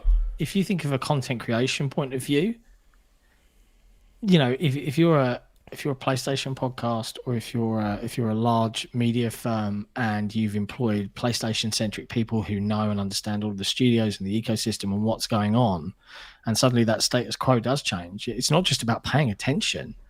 It's having all of the background knowledge and the passion for that platform, because you can't fake that. I don't believe you can. I think it's very obvious. Okay. Yeah, you do all right for a Nintendo fanboy, but you know, I don't believe truly that you can fake.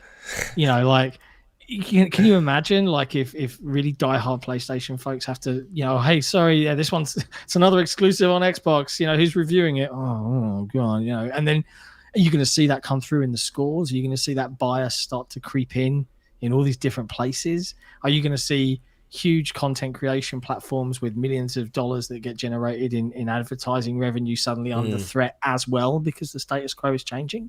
Probably. But yeah, I don't think this train is going to stop. I genuinely think the status quo is going to change, because you know Microsoft, they're a company that cares about making money, but they're doing it for once in a really good, smart, mostly way, by putting, thankfully, the clients that like to play video games first. You know, I think that strategy is going to win out eventually. It might be a little longer term, but the next 5 years are going to be fascinating to watch. Really interesting. Tiger Saris, I kind of understand why some Sony fans are afraid of this. Of course we do. They were hoping that all the online games would come from third-party games and the first party would focus on the solo games.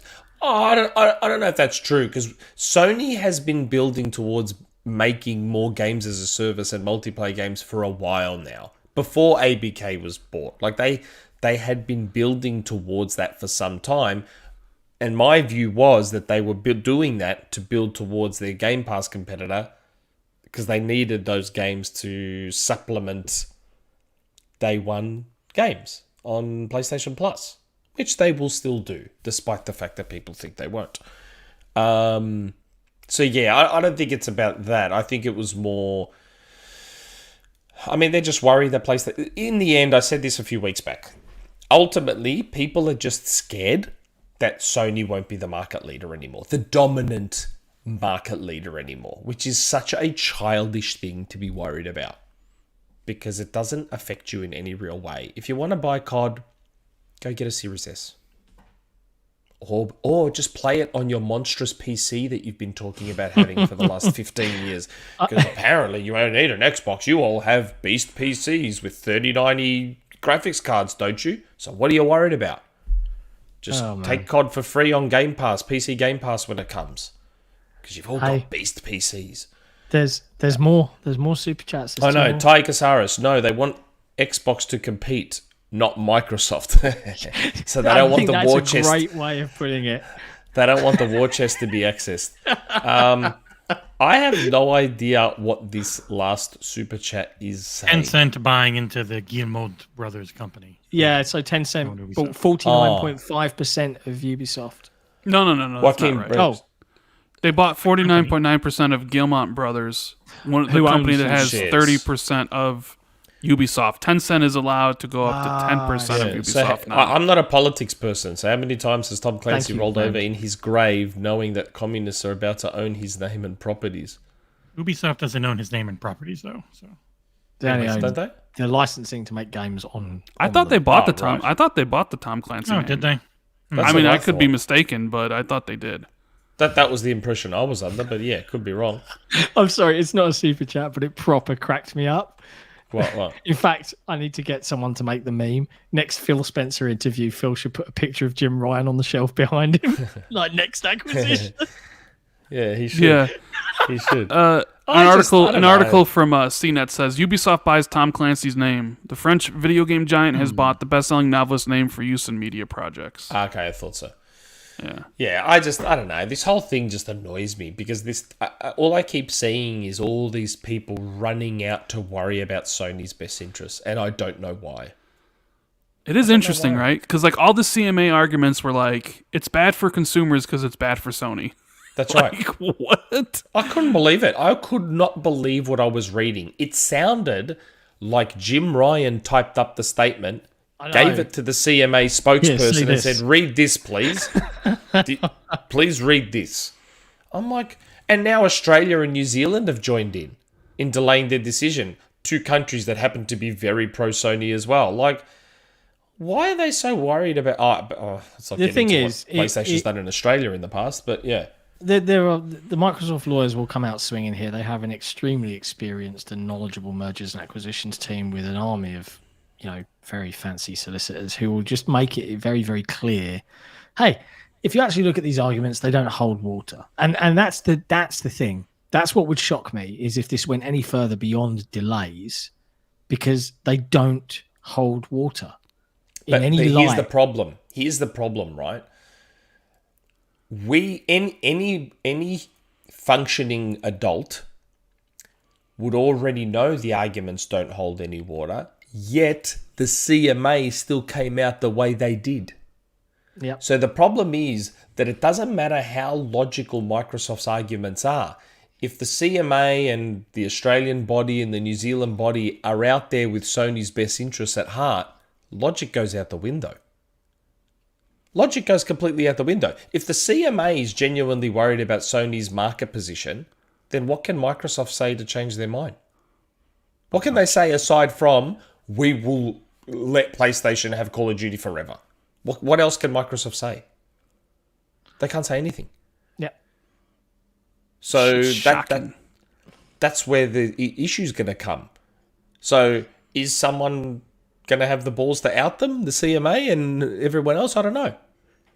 Because those statements just read like PR statements for Sony.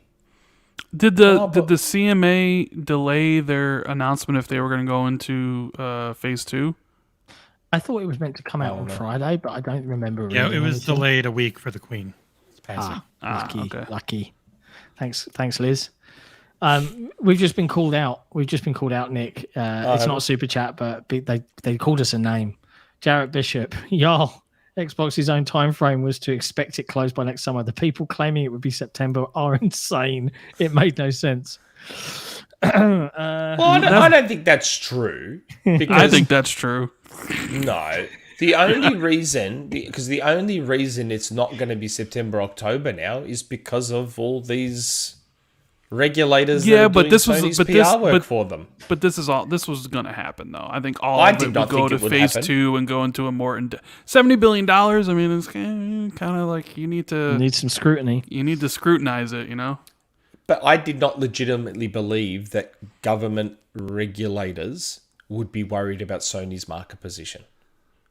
You can't You underestimated Jim Ryan and their lawyers. I don't underestimate. Again, I don't underestimate Sony because I am privy to stories of Sony in Australia and stuff they've done here and all that sort of stuff. So I know what Sony's capable of. I just didn't think government regulators would stoop to that level. That's why I was so confident in September, October, because I didn't think they would. I don't know if anyone else watched it. I'm just reading the chat here. I did watch Rich Hoag's statements and his videos on the CMA sort of statements, etc. And you know, he said, look, it's such a large amount of money. To Rand's point, like it doesn't matter what we hoped. It's always going to get a little bit more. It's always going to go to a phase 2 because it's such a huge purchase in tech. And we don't even know what the FTC thinks, right? So. Well, I think there was a lot of noise, and then there's some pockets have been lined and wheels have been greased, and they've kind of gone a bit more quiet. And the people that were being like, no, you know, we really need to look at this, have been a little less like that now, apparently. I think that was covered actually in Hoag's video, so definitely worth giving him a watch. You know, I was thinking, how fun. Well, now I'll use the word funny, but. How funny would it be if all the governments got together and blocked the deal, right? So Microsoft had to pay $3 billion to Activision. Activision, I was like, okay, we're back to regular company, and then they delayed COD for next year, so the stock price drops even more. PlayStation comes in and buys them, and then it goes through no problem. That would be freaking hilarious. Well, wouldn't that prove something to be true then? Yeah, I'd laugh. I'd laugh. I mean, ask John what I've said about what I think about the ABK deal. You don't give 2 craps about it, and I'd prefer that 70 billion went to Sega and Capcom and Sega, WB, and I don't care. I mean, go through. I'd say Capcom, Warner Brothers, 100%. But for what Microsoft wants to accomplish, this is probably. Because even Phil mentioned in the interview, like we were looking at, King and Blizzard. The funny thing is, like all the discussion centered around Call of Duty, when Microsoft themselves were like, it was King and Blizzard, really. But do you think that means that if push comes to shove, they would make a concession on Call of Duty? To even more than they already have, which I think they already have. I think they kind of know that they're going to have to give a concession to keep it on PlayStation, which is why they're like signaling, we're going to keep it on PlayStation for a bit, right? So it's not that big of a deal if a concession comes in to be like, it has to be on PlayStation up until like new consoles come out. And Xbox is like, okay, that's fine because we were planning on doing that anyways, right? So I wonder if they would balk at them coming and saying, well, if you're going to put it in Game Pass, you also have to put it in PlayStation Plus, like that sort of thing. Like that, would they? They would not do that. No way. I bet you they're going to have to put Modern Warfare 2 and the next Treyarch game in PlayStation Plus, though. Yeah, as part of the existing agreement. Kind of like the existing agreement, because when Modern Warfare 2's, marketing contract for whatever year's up, like they typically are. Microsoft wants to put Modern Warfare 2 in Game Pass, they're probably contractually obligated to put it in PlayStation Plus as well. If you think about it, if it's similar to Deathloop and stuff, and Sony has those sort of deals. Maybe. Yeah, that's potential. That's definitely got potential. Hey, there you go. That's Jim Cryin Ryan. I mean, how many times are we going to call him a whinger? How many times are we going to call him a whinger? There's not much more we can say on that. It's now all eyes on to see if Xbox publicly have a little fisticuffs back. Queensberry rules.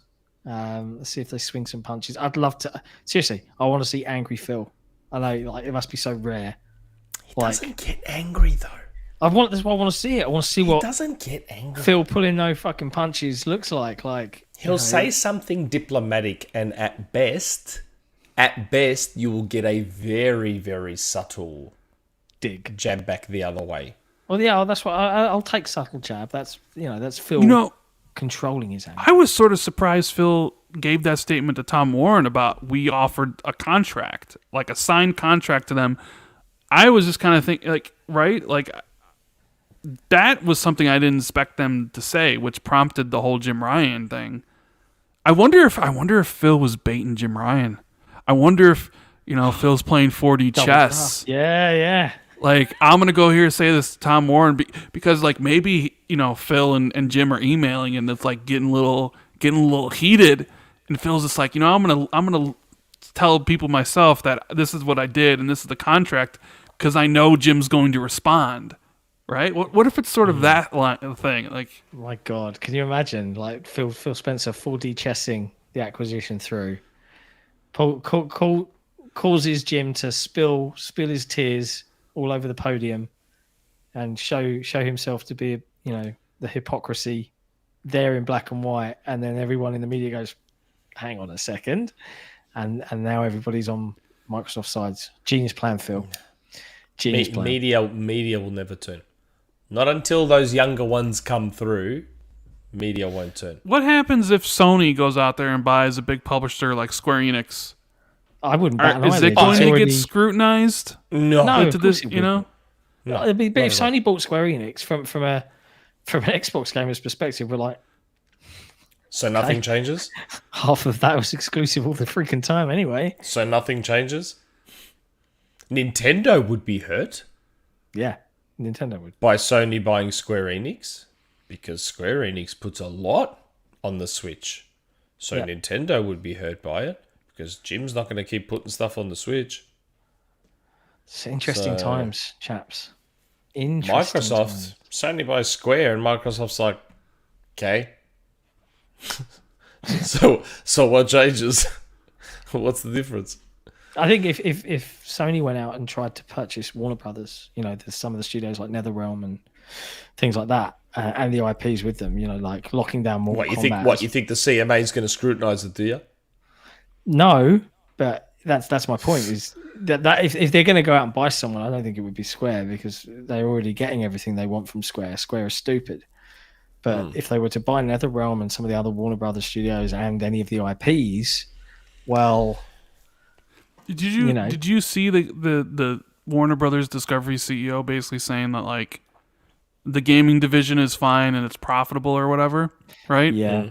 And I'm thinking to myself, how is it profitable? Rocksteady hasn't released a game in 8 years. Yeah. Warner Brothers Montreal hasn't released a game in 9 years. Monolith hasn't released a game in 5. Like, how is the division profitable when none of your studios have released anything at all? Really, outside and you have to pay those staff. Yeah, outside of, like, NetherRealm pumping out the fighting games, and even like the Lego Star Wars, like that was 4 or 5 years in between releases. Like, how is that division?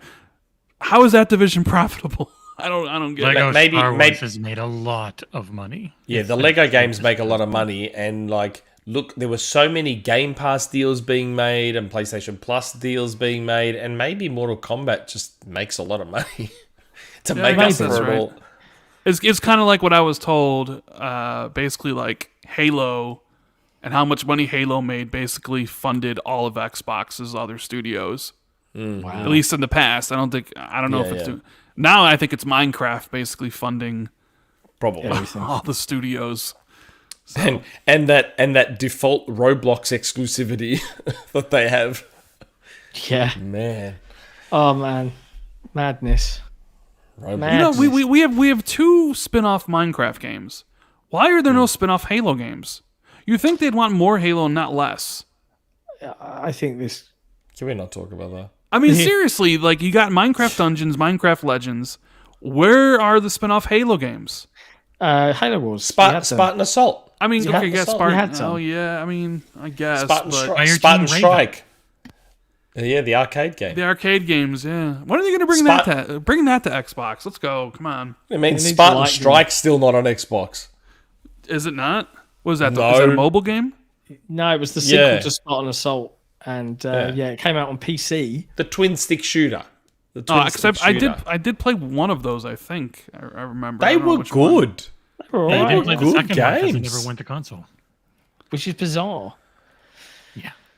But yeah, I agree with you, Rand. Like, there needs to be more spin-off Halo stuff. But and maybe that's a possibility in a world where they have more studios, especially some of those first-party studios that are owned by Activision that are, in that COD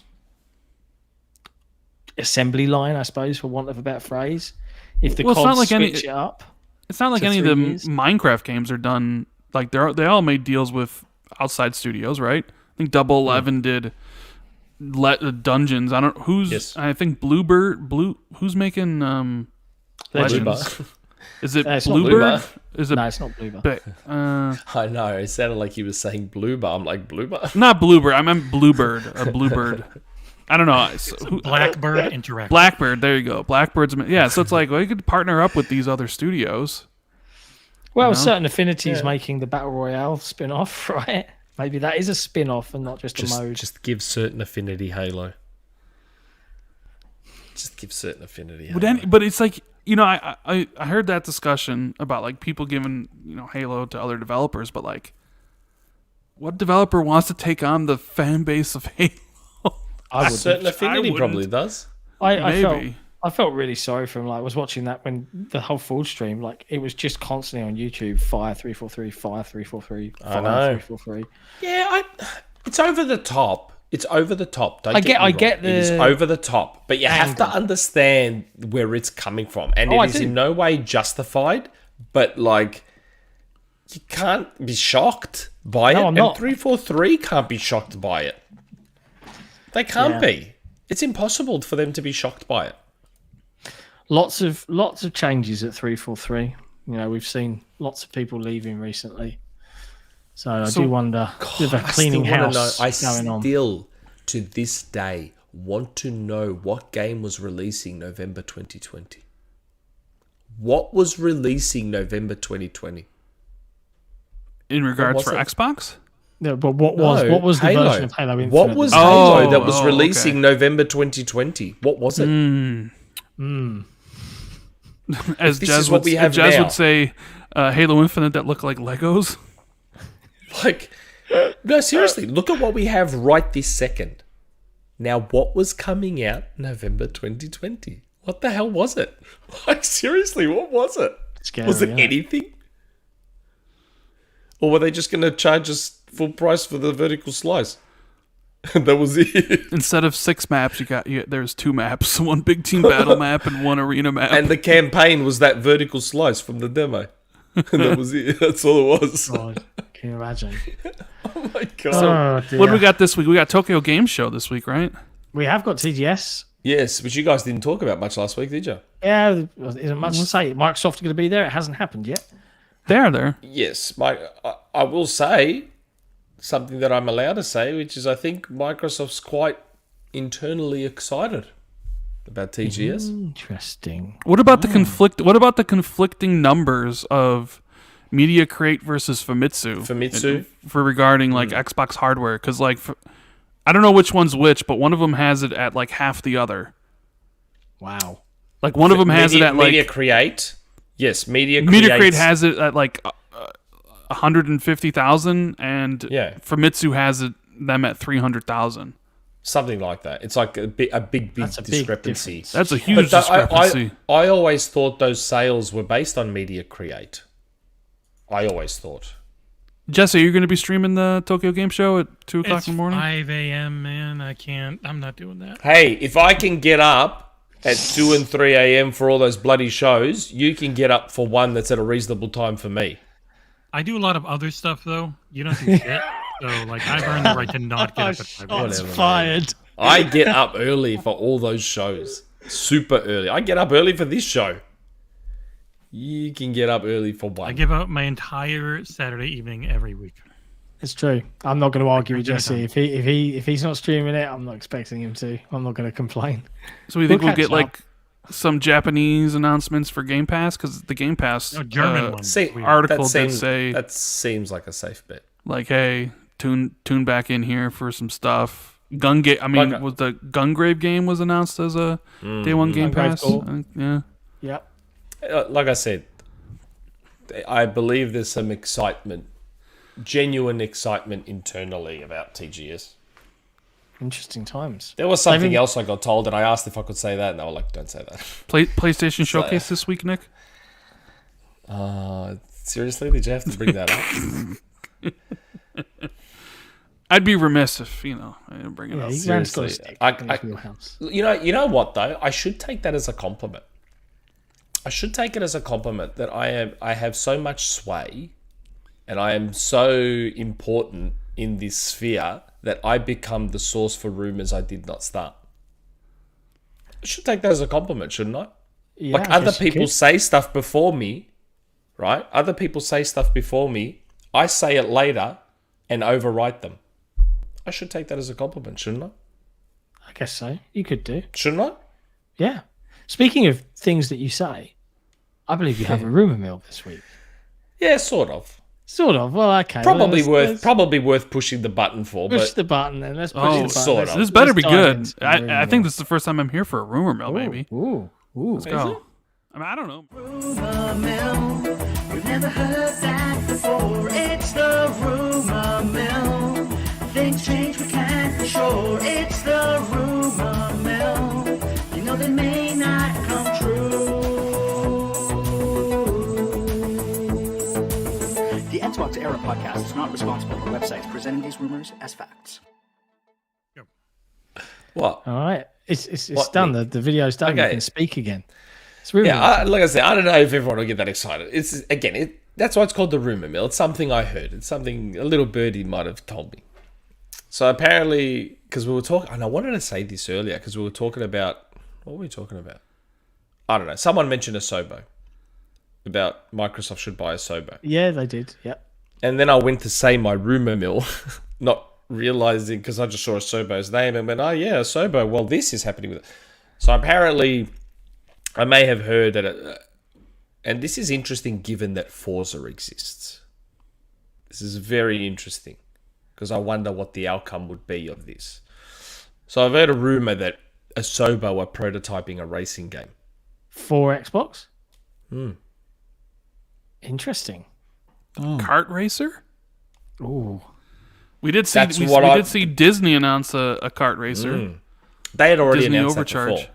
Did they They had announce already it? announced Okay. that before. I didn't know that. They Did were just Kart showing Rider it again. Drift ever come out? I don't think it's come out yet. Still, It's supposed to soon, I think. they been in revealed a that ton at of like games. XO 19, I think. Right? But please, everyone, remember the word I just used: prototyping.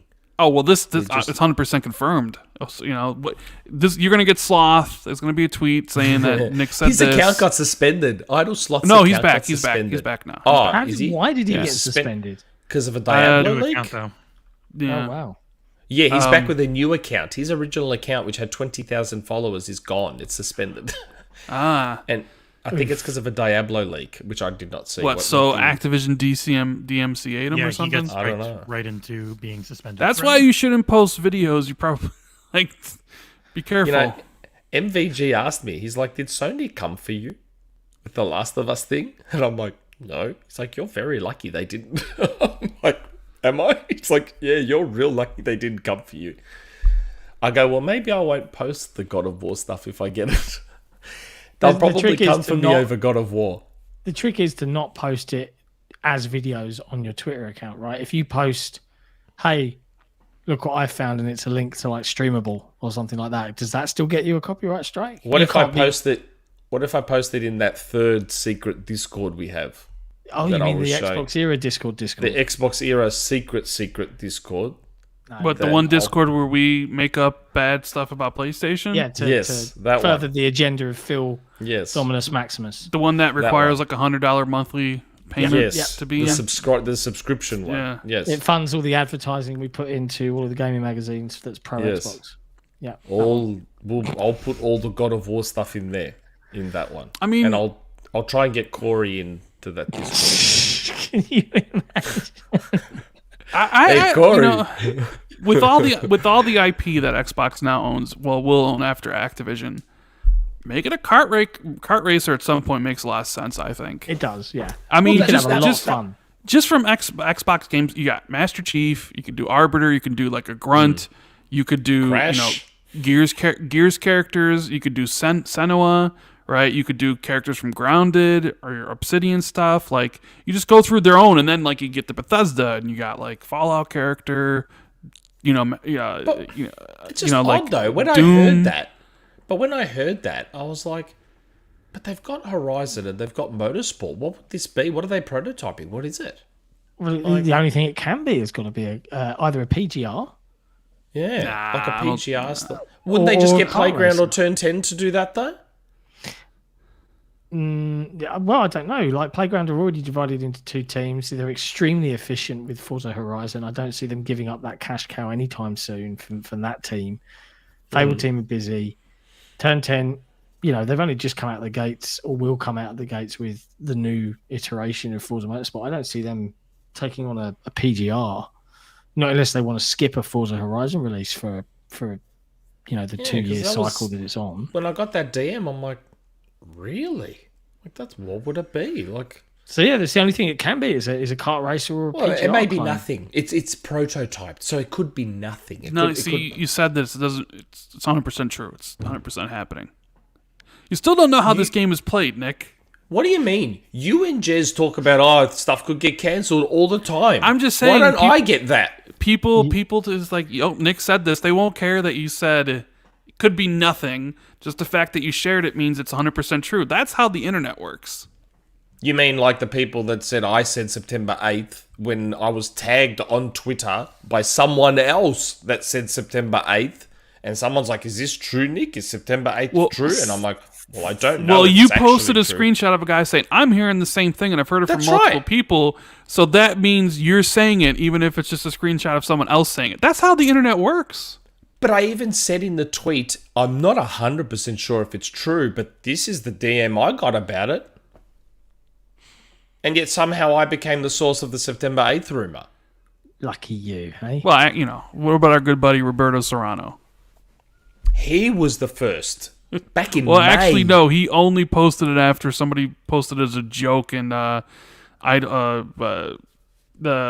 It was in the the Snitches Discord. Snitches Discord. Then It was a Robert joke Serrano event. posted it with all the same details. So he just took it from there. No, I'm pretty sure he posted it a long time ago. No, maybe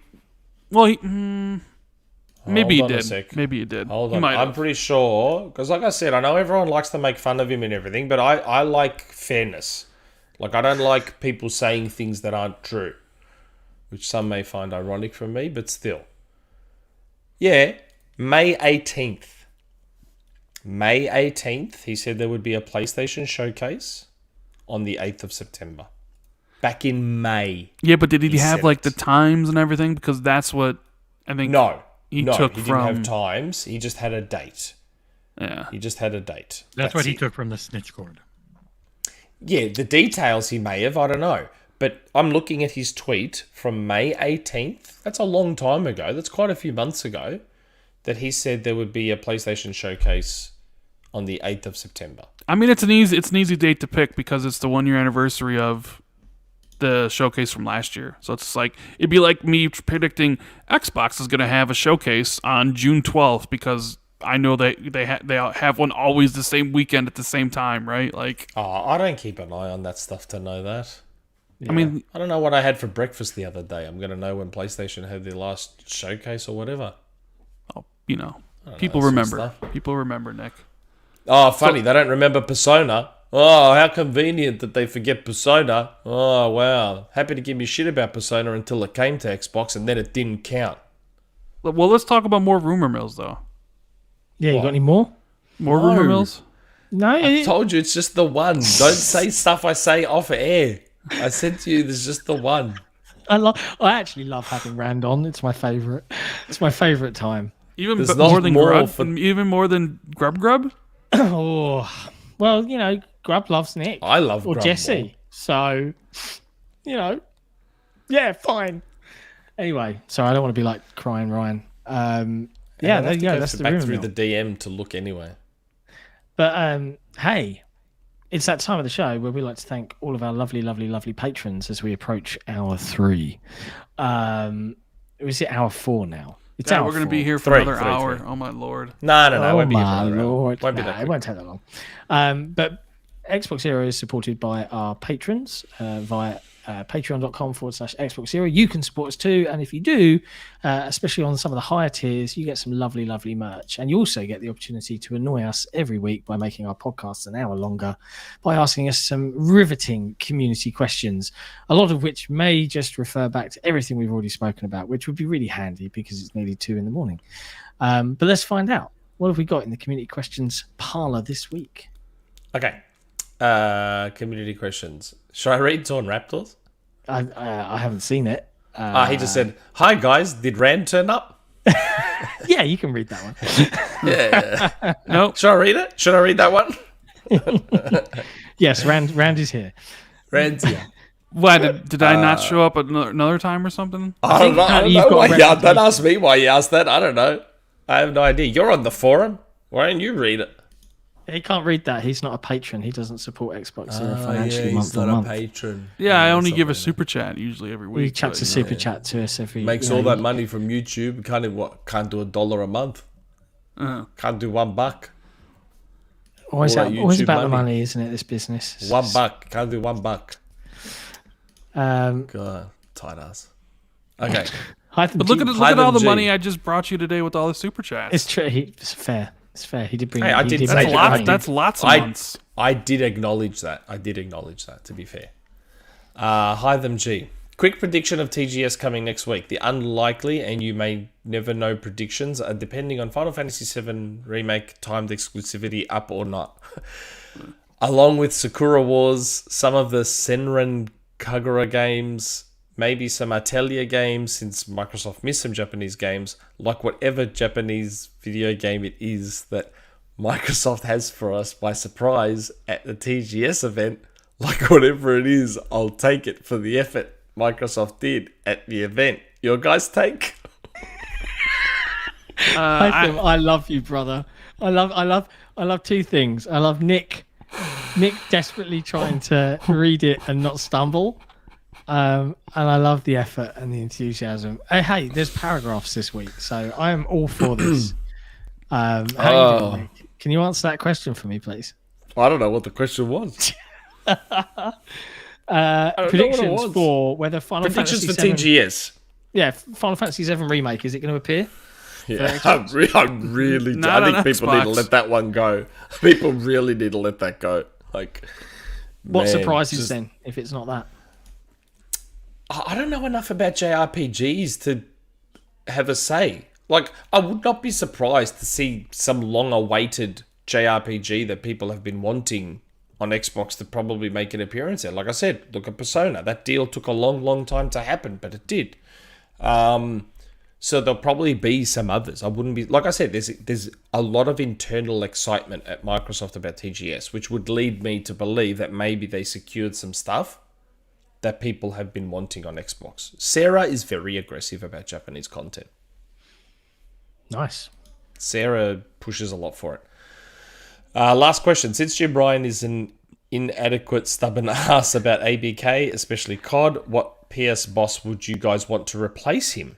Since he is the new Don Matrick kinda or something, for me, I want Herman Hulst, since he is not as bad as Jim Ryan, and praises Phil Spencer about Psychonauts 2 coming to PS. Your guys pick and take to replace Jim Ryan. I don't want anyone to replace Jim Ryan right now. I'm enjoying the shit show of this. So no, carry on, Jim. You're doing a great job, brother. You know, Michael Pachter was recently on David Jaffe's podcast, and he mentioned Really? Yeah, he mentioned it was funny because Michael Pachter's like, I had lunch with Jim Ryan in 2019, and I straight up told him to his face Game Pass was going to eat his lunch. It's actually an interesting listen, like talking about like the industry, but he thinks Jim Ryan's not long for running PlayStation. Like he's old. Like Jim Ryan's Really? old man. Like Phil's in his 50s, so Phil's younger, but I guess Jim Ryan's a bit on the older side. Yeah. And Phil Jim Ryan. he basically like the way Michael Pachter described Jim Ryan is like Jim Ryan's like basically in that hardware mindset where it's like hardware and profitability over everything. You know, like he's Game Pass. We can't do a subscription service because this. I don't know if that's true. Well, he says that Michael kind of said like once Jim Ryan leaves and then maybe they get in a younger guy that can think outside the box, it could essentially change. But I'm just saying what Michael's like. He's basically saying like he doesn't think Jim will be there for that long because he's on the older side. No, see, okay, so I half agree with Michael in that Jim Ryan won't be there long, but I don't think it's for the reason he thinks. See, he's saying that he thinks Jim Ryan's too stubborn. I think it's the opposite. I think he's pushing too hard in the Microsoft direction, and Japan probably don't like it. I think that's the... Look at he's copying everything Microsoft's doing. So how can he be a stubborn old guy that only cares about sales? He's doing the subscription. He's doing the cross-play. He's doing all of it. He's doing everything Microsoft's doing. So how is he stubborn and not wanting to change if he is changing? I think it's more Japan don't like what he's doing and how aggressive he's getting with copying Microsoft and would oust him because of that, if anything. He's also a little bit younger than Phil Spencer. He's younger. Jim Ryan. Just Jim a Ryan. little bit younger. Yeah. He was born in 1968. It's funny What? because He's younger. yeah, it's Man, weird because Jim Michael Ryan said he had a was weird life. said he was older. Wow, He he's assumed still- he was older because he assumed he was older because he looks a lot older. Jim Ryan is younger. Supposedly born in 1968. When was Phil born? Wow. 54 years old. Phil's 1 year older. What? No. No Unless, he way. gave the wrong, unless it's wait, the wrong Jim- information online. Jim That's what Ryan shows up is when you younger than ask my how old is parents. Jim Ryan. Jim Ryan is younger than my parents. He looks younger than double my the age of parents. my parents. He looks as old as my dad does. Nah, that can't be right. That's insane. Come on, to me. Google. Don't let me down. Everywhere I look, it says he's like turning 54 this year. Wow. Hey, come on. Let's not get personal about Jim's, He's also 5 grey foot hair. 6. 5'6". No, He's shorter than me. Not. No, he's I don't know, not. that's what informationcradle.com says. No, he's not 5'6". He is not. He's shorter not. than me. Internet. And I'm short. If he's 5'6", he makes me look like LeBron James. Hang on. To be fair, Phil's quite short. Phil's only a little bit taller than me, so Phil's like 5'8", I think, something like that. Is he? Yeah, I've met Phil. There's a photo of me standing next to Phil, and Phil's just a Facts tiny bio bit says taller. 5'8". Yeah. I was about to say that's a little more reasonable than 5'6". 54. Rand's like 7 foot. Nah, I'm 6'2". Pretty much the same age. You tower over Jim Ryan, Rand. Tower over him. Yeah, he's pocket size for you. Yeah, but PlayStation, the guys, they don't stick around that long. Like Ken Kutaragi, he was there for a while, but then he was ousted, and then you had Jack Trenton, but then he left, or Jack Trenton and Andrew House, and then they both left, and Sean Layden, he's gone. Let So, I mean, Shuhei run it. Let Shuhei Nah, he got run demoted. Shuhei's running the indie stuff. I know he got demoted. Question for you, I Rand. got told a story about why he got demoted. So I still mean, think he should run I it. guess Herman Hulst would be, because he's head of PlayStation Studios. I guess he would be next in line. Maybe, I don't know. Probably. Quick question for you, Rand. From your time in covering the industry and doing YouTube and everything else, have you ever seen outside of the lower level guys? Have you ever seen any of the big suits actually be into games and actually play them online and talk about what they've been playing ever? From PlayStation. From PlayStation, I mean, Shuhei Yoshida. Shuhei. Yeah, I know Shuhei he does. does. I'm talking a little bit more higher level. Higher. Sean Layden. Yep, I know he Sean does. Layden. Yeah. Jack Trenton, no. No. Andrew House, no. No. Jim I Ryan. don't really follow Herman Hulst to know Jim whether or Ryan. not. Does Jim Ryan even know what a Jim PlayStation Ryan doesn't even. is? Yeah, Jim Ryan doesn't even. Is he? Jim Ryan hasn't played a video game in his life. Does he know what the controller is called? Like, does he know the name? And here, if you pick up the PlayStation 5 remote, But I mean, that's kind of par for the course because there are some Xbox people that don't play, right? Oh, So, of course there are. Of course there is. But it's I guess it's interesting to me that the head of Xbox is out there publicly oh yeah. playing video games all the freaking Somebody time. mentioned to he me that plays. is that Phil hasn't played Destiny in a while, Destiny 2. Well, No, he hasn't. Does that mean anything? well, they did betray Yeah, him. this season sucks. Oh, but what happens if Phil's not playing it when Lightyear comes out or the next Nightfall? Lightyear Lightyear, I don't know. to infinity and beyond.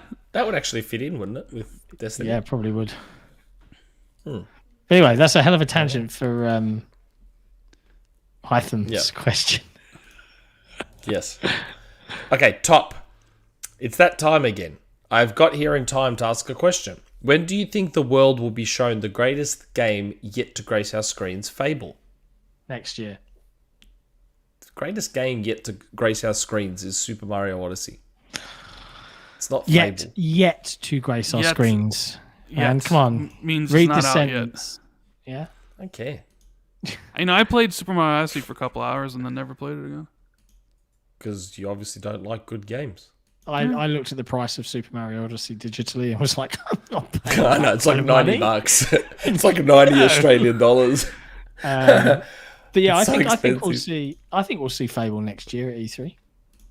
Well, I mean, we won't see it until Playground Games says we can see it. That's right. Matt Booty wanted to show it.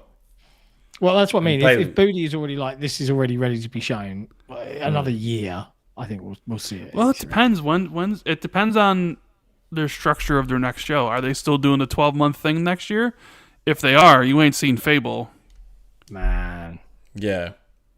Yeah. So, So you wonder don't what think they'll show at XO. Fable will launch in 2024? Yeah, 2024. That sounds about right to me. I mean, my timeline has always been Fable's either 2024 or 2025. wow. I'm leaning What more about- towards 2025. Well, XO, they're not bound by the 12-month rule, are they? Well, yeah. I mean, did you have a rumor mill about XO this week? We just talk about XO. No. Is XO coming back? Because I don't know. I openly said that the plan is for XO to come back. Is there coming year. back this year? I mean, I know they Yeah, want it this to year. come back. That's why I said the plan. That's the same thing. If I say the plan is for XO to come back, and you just said they want it to come back, isn't Yeah, that but basically that the doesn't same thing? necessarily. Okay, well, we're in September. They Yeah. would have to announce an XO Soon.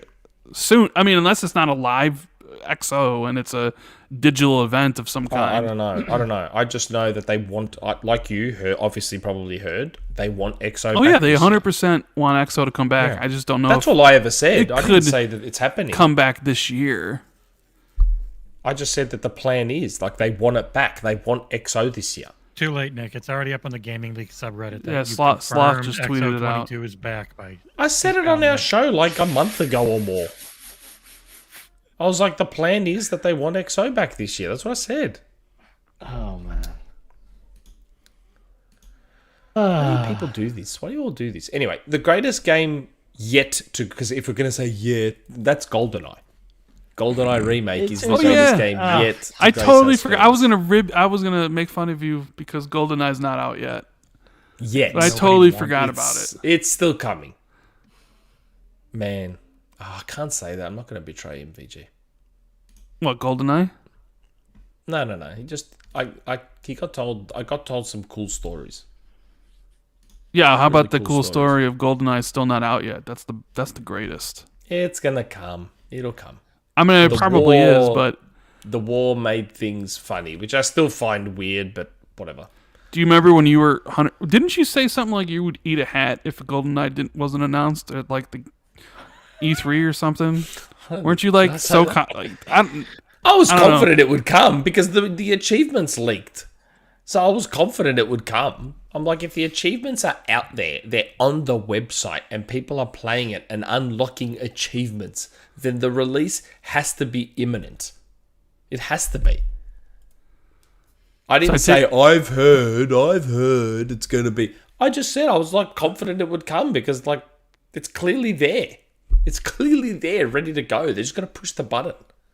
Like, But, if Microsoft doesn't want any good games for 2022, that's on them. Oh dear, oh dear, oh dear. I guess But yes. GoldenEye will just be 2023. Oh, well. Another game for the pile. I mean, they already skipped their anniversary for Halo. We kept saying, surely Halo's going to release on the anniversary. Surely it's the anniversary. And it did release, technically. Yes, to an extent. But clearly Microsoft doesn't have that attachment to anniversaries that a lot of us do. Yeah. And clearly it shouldn't have launched on the anniversary. It should have launched a year later. Yeah, maybe. Man, Halo Okay. Infinite should have launched with Forge. Yeah, it should. Yes. It's They a should have shame. delayed that to launch it with Forge. Hey, yeah, that's a good idea, BRiT. Maybe John can make GoldenEye in Forge. I can. Because I can John make won't be lots of beholden to the war, and he can just make it, and it won't matter. And I'm always open to hear, like, if there's discussion in the Halo OT on the XboxEra forums, if you guys, if Halo fans say, hey, I want more Battle Creek. symmetrical arena maps, I want more ASIMs, I want more maps with Adrift. vehicles. The only thing, Adrift. there's no point asking me for more BTB. I'm not a BTB guy. I'll never make a BTB map. It's just not my jam at all. No interest. Hate BTB. BTB smells. I want symmetrical maps. I don't like asymmetrical maps. Why? Because generally, unless the design of it is really good, an asymmetrical map always has like an advantage spot. Yeah, like don't Tower like Power on any map. I don't like it. Because Fair you enough. get one team spawn on the bad side that can just never do anything. And then another team spawns on the good side and they're just going to win. But I would I don't argue like it. lots of symmetrical maps end up playing in very similar ways. But yeah, I understand where But you're they're coming from. symmetrical. If they play that way, it's because one team was bad and one team was good. No. Like in terms of, you stick 4 symmetrical maps in, they might look different, but unless they have really specific design goals, they typically are 3 lanes, top mid, bottom mid. It's very similar in its flow, and it gets a bit boring. Hardcore competitive people will love that shit, but I like ASIMs personally. But yeah. Anyway, tangents. There's Cade another one. forever. Yeah. Cade forever. Hello, panel. So I have to ask, has EA gone mad? Why would you open a new studio lead by Bungie icon Marcus Lido to make a narrative Battlefield campaign? Oh yeah, we forgot Now- about that. Yeah, we did. Remember that new studio from the makers of Halo? Good one, IGN. Now, if they had said we are attempting to make a Battlefield version of Ghost Recon or a Battlefield version of The Division, that I could understand. But a narrative Battlefield game? People don't even care when DICE makes their own narrative Battlefield campaigns, and some of them are really good, like Battlefield 1 and Bad Company. But perhaps my skepticism is unwarranted since I found out while reading the press release that Vince Zampella is now the overseer of the entire Battlefield franchise. After all, this man is currently 4 from 4 with all his game releases at Respawn. Did you Yeah, see Vince that tweet Zampella. from IGN? Yeah, it was ridiculous. And Marcus Leto actually came out and corrected and was like, He's like, no.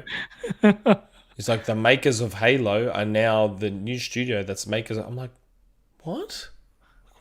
Just because one guy used to make Halo, it's not the whole studio are the makers of Halo. That's not how that works.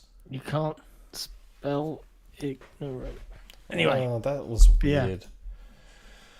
That was weird. But yeah, I don't know.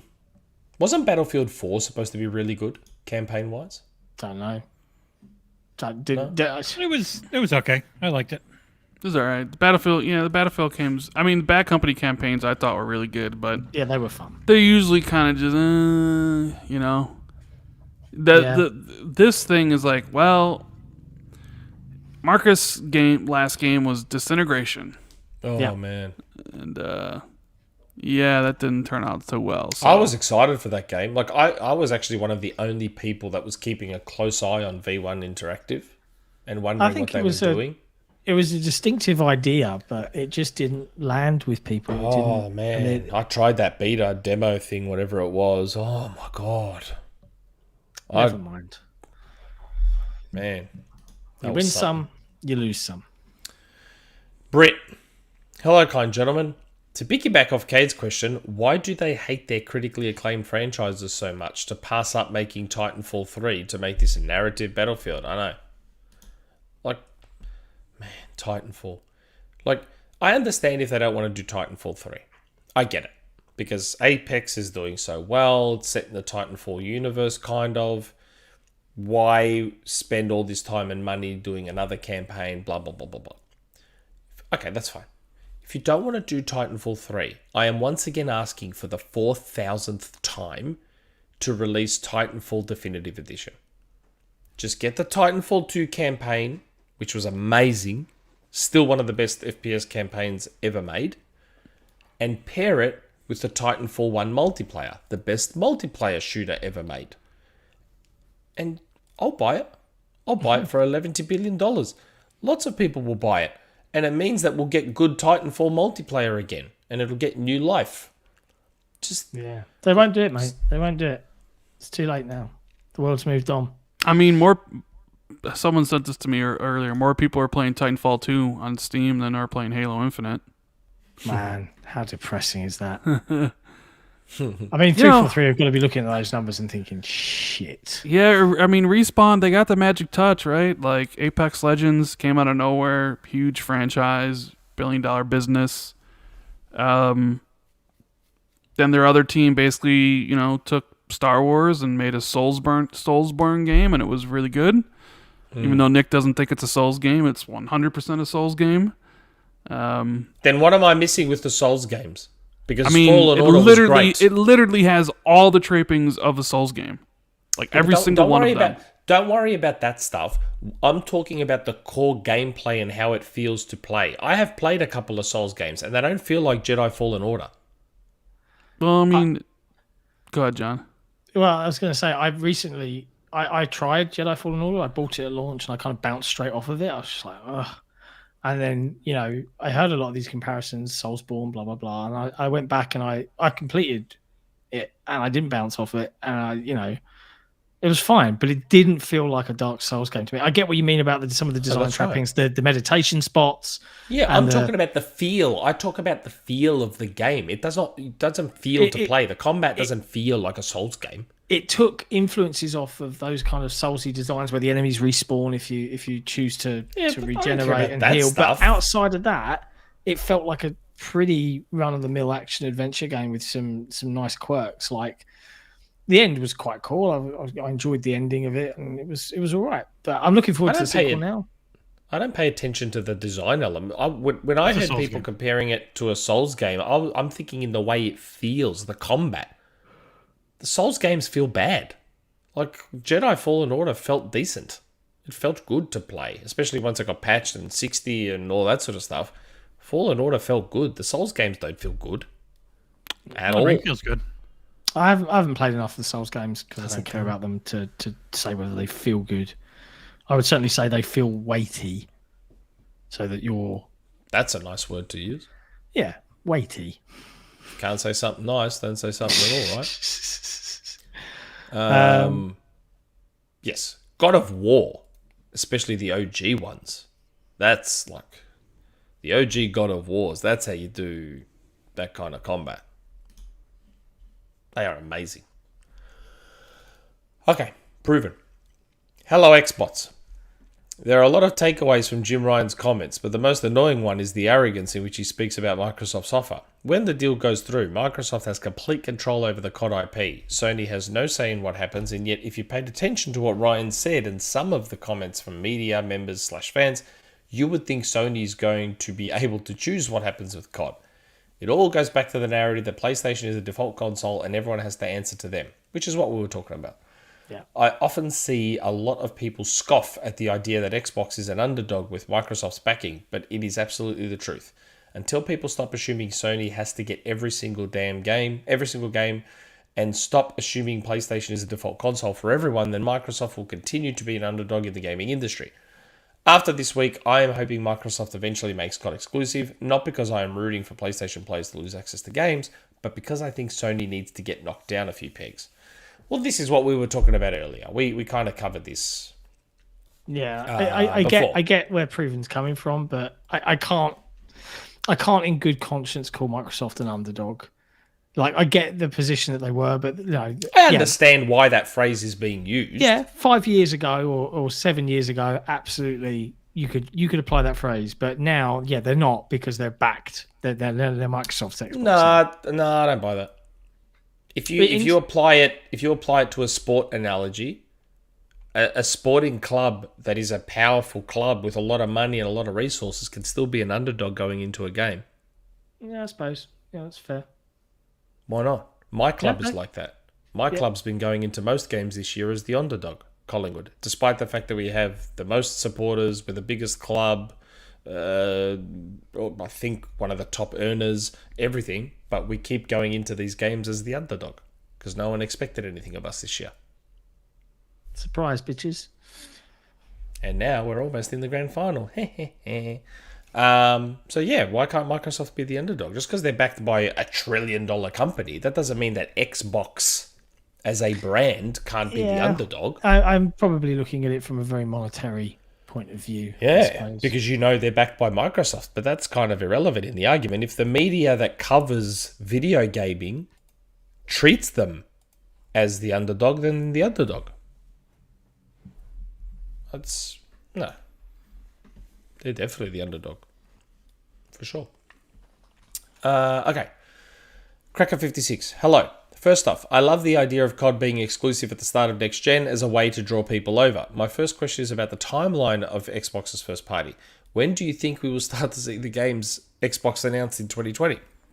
I understand they've been staffing up all the studios to make them AAA level and giving them time that it takes. I thought last E3 was the year. Yeah, we all did. But only Forza Motorsport was shown. I think it's better this way, so when they show them again, it can be something substantial, but 3 years does feel like a long time. It will be nice, because after this, it will never happen again with all the studios. Thanks, and I love Rand's content. Listen to every Xbox 2 since the first. Oh, thanks. Oh. That makes you feel good, you know? I feel that's true. Like, every year, and all of us, I watch Xbox 2 when I'm awake as well, and I have Colts on in the background when I'm at work, because it's on at 10 a.m. my time.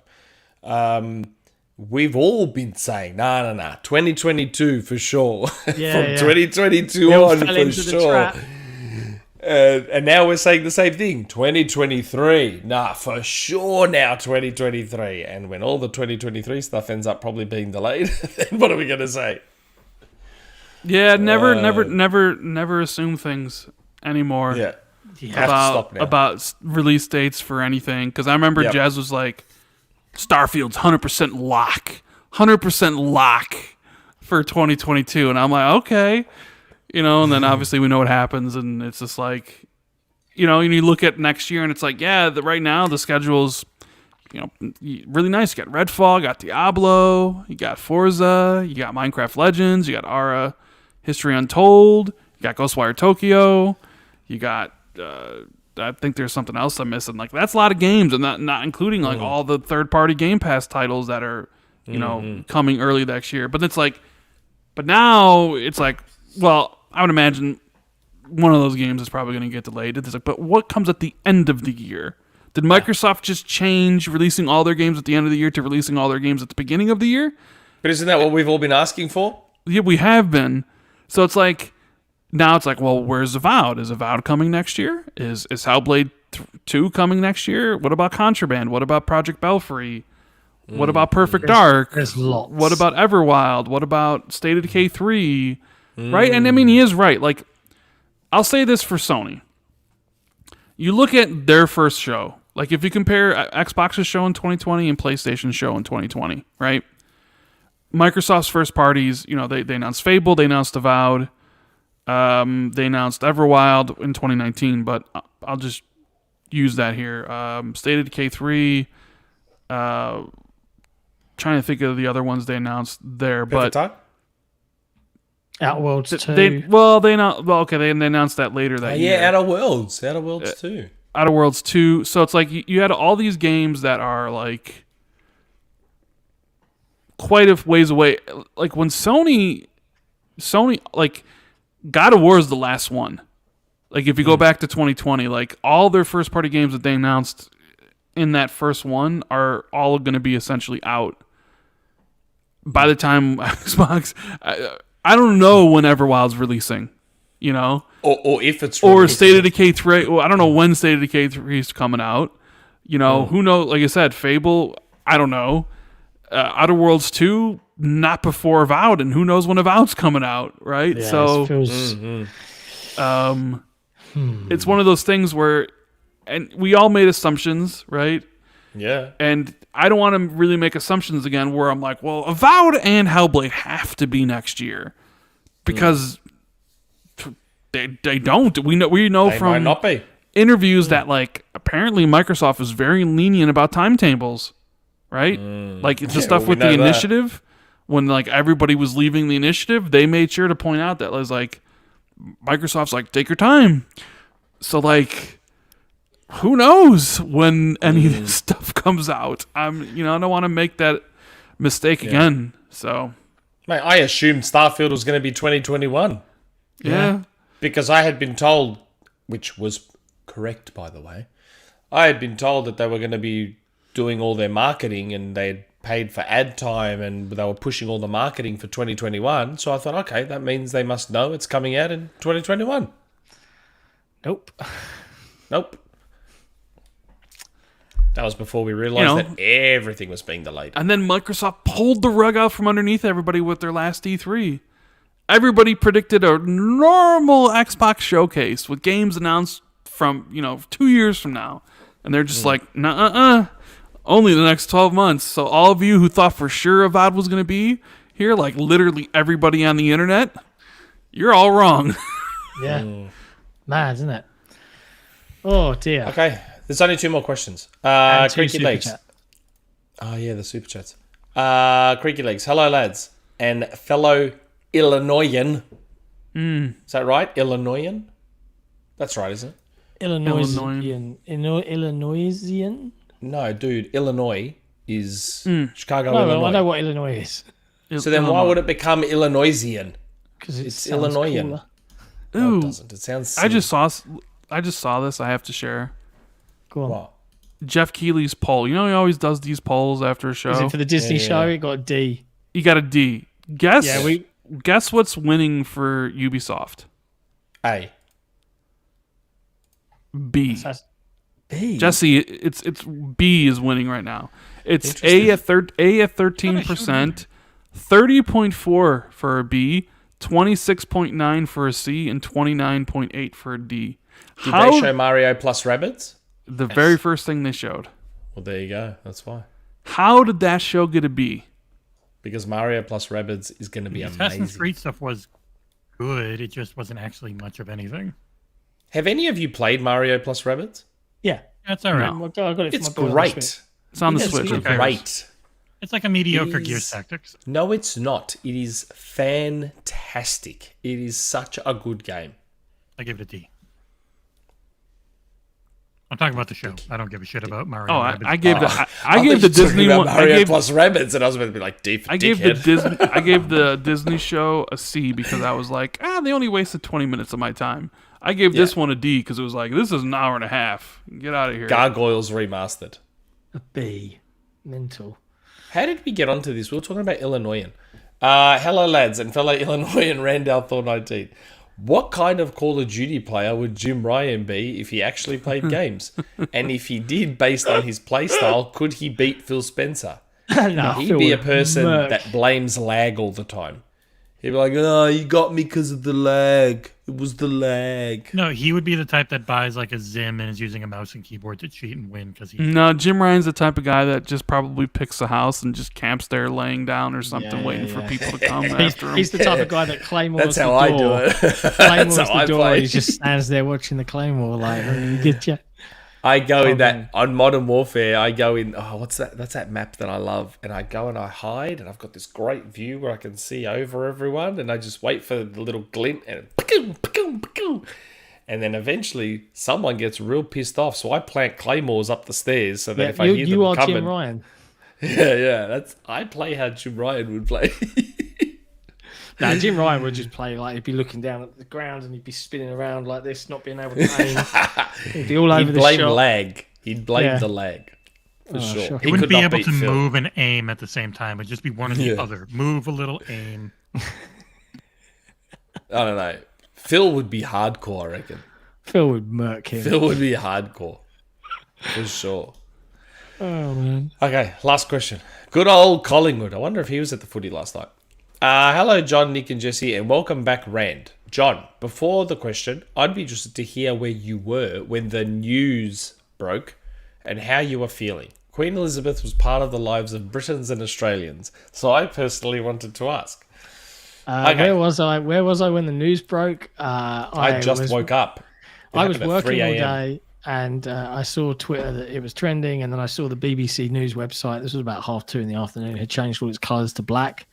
I was like, she dared. They just haven't announced it yet, so they'll wait for the family to get there. And then the rumour mill was like 6 o'clock, so I was cooking dinner for my kids, and the news came on, and then we had a very, very sad-looking. I think his name is Jim Stewart, BBC News presenter, and the screen went black for a minute, and then we just had his red-rimmed eyes, like someone had rubbed some I don't know, Vaseline in it. He was like, "We've just been informed that Her Majesty the Queen passed away this afternoon." I was like, and my boy looked at me. He was like, "Is the Queen dead?" And I was like, "Yeah, mate." I was like, "Yeah, mate, the Queen's dead." And then my little Queen's girl dead. went, "Who has her doggies?" I was like, The corgis. the corgis will be all right, love. You know, someone will have the corgis." And they both went, "Oh, okay. Is there a new queen?" I was like, "No, we'll have a king now." But don't worry, he won't last Half long. Greek. Half Greek king. There he is. Look how sad he is on the. Jesse's found some footage. Yeah. Of being generated. He knows how to be sad for the cameras. Honestly, but yeah, He's been waiting for this day a long time. Charles, don't worry. He's been waiting a long time. I don't have any particular feelings towards the royal family. Out of most of them are a waste And I of know space, Meghan Markle was like, "Oh, so sad." Yeah. You go, Meghan Harry. Markle's like, "Oh, too bad, so sad." Yeah, you go, Harry. I'll stay here. But I don't have. Harry's I don't have like, anything. "We're gonna go to the funeral." Megan's like, "Oh, yeah, I'll be right behind you." Yeah, No I worries. don't have You anything. go- but you respect go on for the ahead. Queen. So yeah, I'm mostly worried Rest about in peace. Prince Andrew. Not about how he feels, just where he is and what he's doing. Yeah. I think there's like a How old large she is. disconnect because like I hear the news and I couldn't care less. Yeah. You know, it's like, oh, Yeah. the Queen died, and I'm just like, Okay. but then I see like everybody in the Okay. UK like, oh my god, I'm just like, you know, me and Jesse over here being like, royalty, monarchs, like what? Like, Yeah, just- I mean, You and and look, Jesse, don't get me we wrong. don't really care that much down here. The majority of the UK public probably don't give a shit either. It's a very old-fashioned concept, and certainly for people Yes. my nan's age, you got to bear in mind. The only thing I would say is she has been in that role for 75 years. Yeah. That is the majority of the population's lifetimes. It's all anyone has ever known. It's all our It is. currency. It's an old has our person place. thing. Like It's an icon. When Diana died, my grandmother was devastated, and my grandmother died in 2017. She was still going on about Princess Diana's death Yeah, her until and the like a Daily couple of years Mail. before she died. Like my grandmother was in her 80s. Queen of Hearts. And when Diana died, she people's was princess. gutted, and she blamed Charles, and she blamed Camilla, and she was blaming all of that's- them for Diana's That's death. Queen Escort, Camilla. Thank you. Yes, No, Queen Escort. It's a weird old school traditional Yes. thing, like the changing of Yes. the guards and horse guards and all of that shit. It's an old school colonial thing. The majority of the British public are like, "Hey, why are we funding this? Like this is old school." Dude, But it's just an institution. It's just at all the it is. MCG last night for the footy, they had all the lights go purple around the ground. We had a minute's silence. All the lights in the stadium came off, and they just put pictures of her on the screen and had super dim lights. And we did a minute's silence for the Queen, and I'm just like, I'm here to watch footy. Yeah, Please let me watch the yeah. footy. soccer? You mean soccer? No, Australian rules football, greatest sport in the world. It's actually a fun sport. I like Australian rules football. Oh, we have an American. Collingwood has an American, the first American to like really fat is he? crack it. No, Mason Cox. He's like 7 foot tall. He's the tallest player in AFL history at 213 centimeters. He's from Texas. He just became an Australian citizen. Yeah, he just became an Australian citizen. He loves it down here. Raider. Yeah, and every time he has a good game and he kicks a goal, like the whole, because again, Collingwood's the most supported team in the competition. So last night, big crowd, 90,000 people, and 80,000 of them were Collingwood. So it was extremely loud. And Mason kicked a goal, and all around the stadium you heard USA, USA, USA, all around the stadium. It was unbelievable. So good. Right. Before the second part, Nick, am I getting up at 5 a.m. for a co-stream for this goddamn Tokyo game show? You are not expected to, dude. No way. I If you wouldn't. don't want to get up, don't get up. But you can tell me, you know everything. Should I get up? Is it going to be a great show?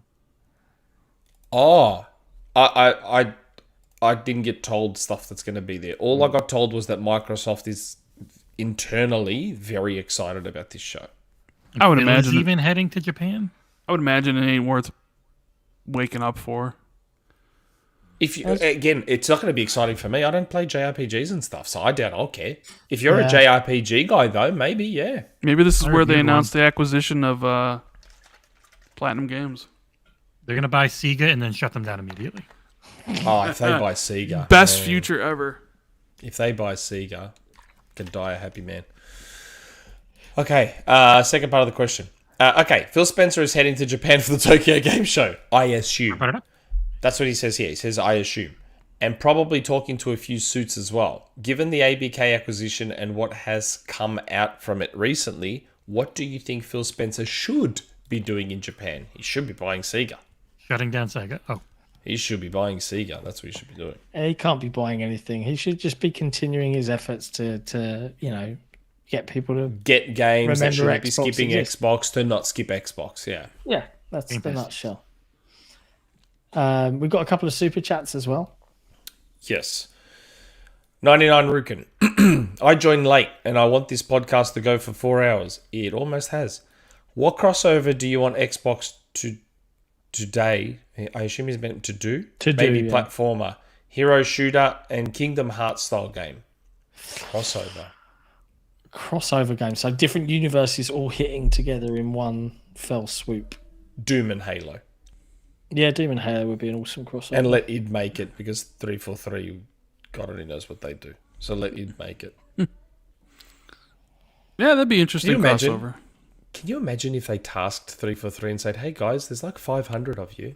Do you want to do a Doom Halo game? And then 343 is like, oh, okay. And then it comes out in like 2047 and it doesn't have anything. Could you Poor imagine? 343. Bless them. It feel good. It feel real good. Like I said, I'm nothing if not consistent. The one thing I will say about 343's Halo games is that they feel amazing to play, to physically play. Yeah, I think that's why they... Surely no one disagrees on that. Sure. No, but I think that's why they took so long sorting out their engine and why their engine is such a big problem because, they probably tried other engines and then realised they couldn't replicate that Halo feel quite right. So, You complicated don't think stuff. they could get the Halo feel in Unreal Engine 5? Fortnite feels pretty damn good, man.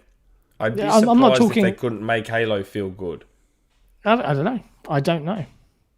But if your entire staff is comprised of people that are specifically versed in Blam or whatever the iteration of Blam was that became Slipspace, and you've spent 3 years of your dev time building those tools, it's kind of like that sunk cost fallacy. You can't give up on it now.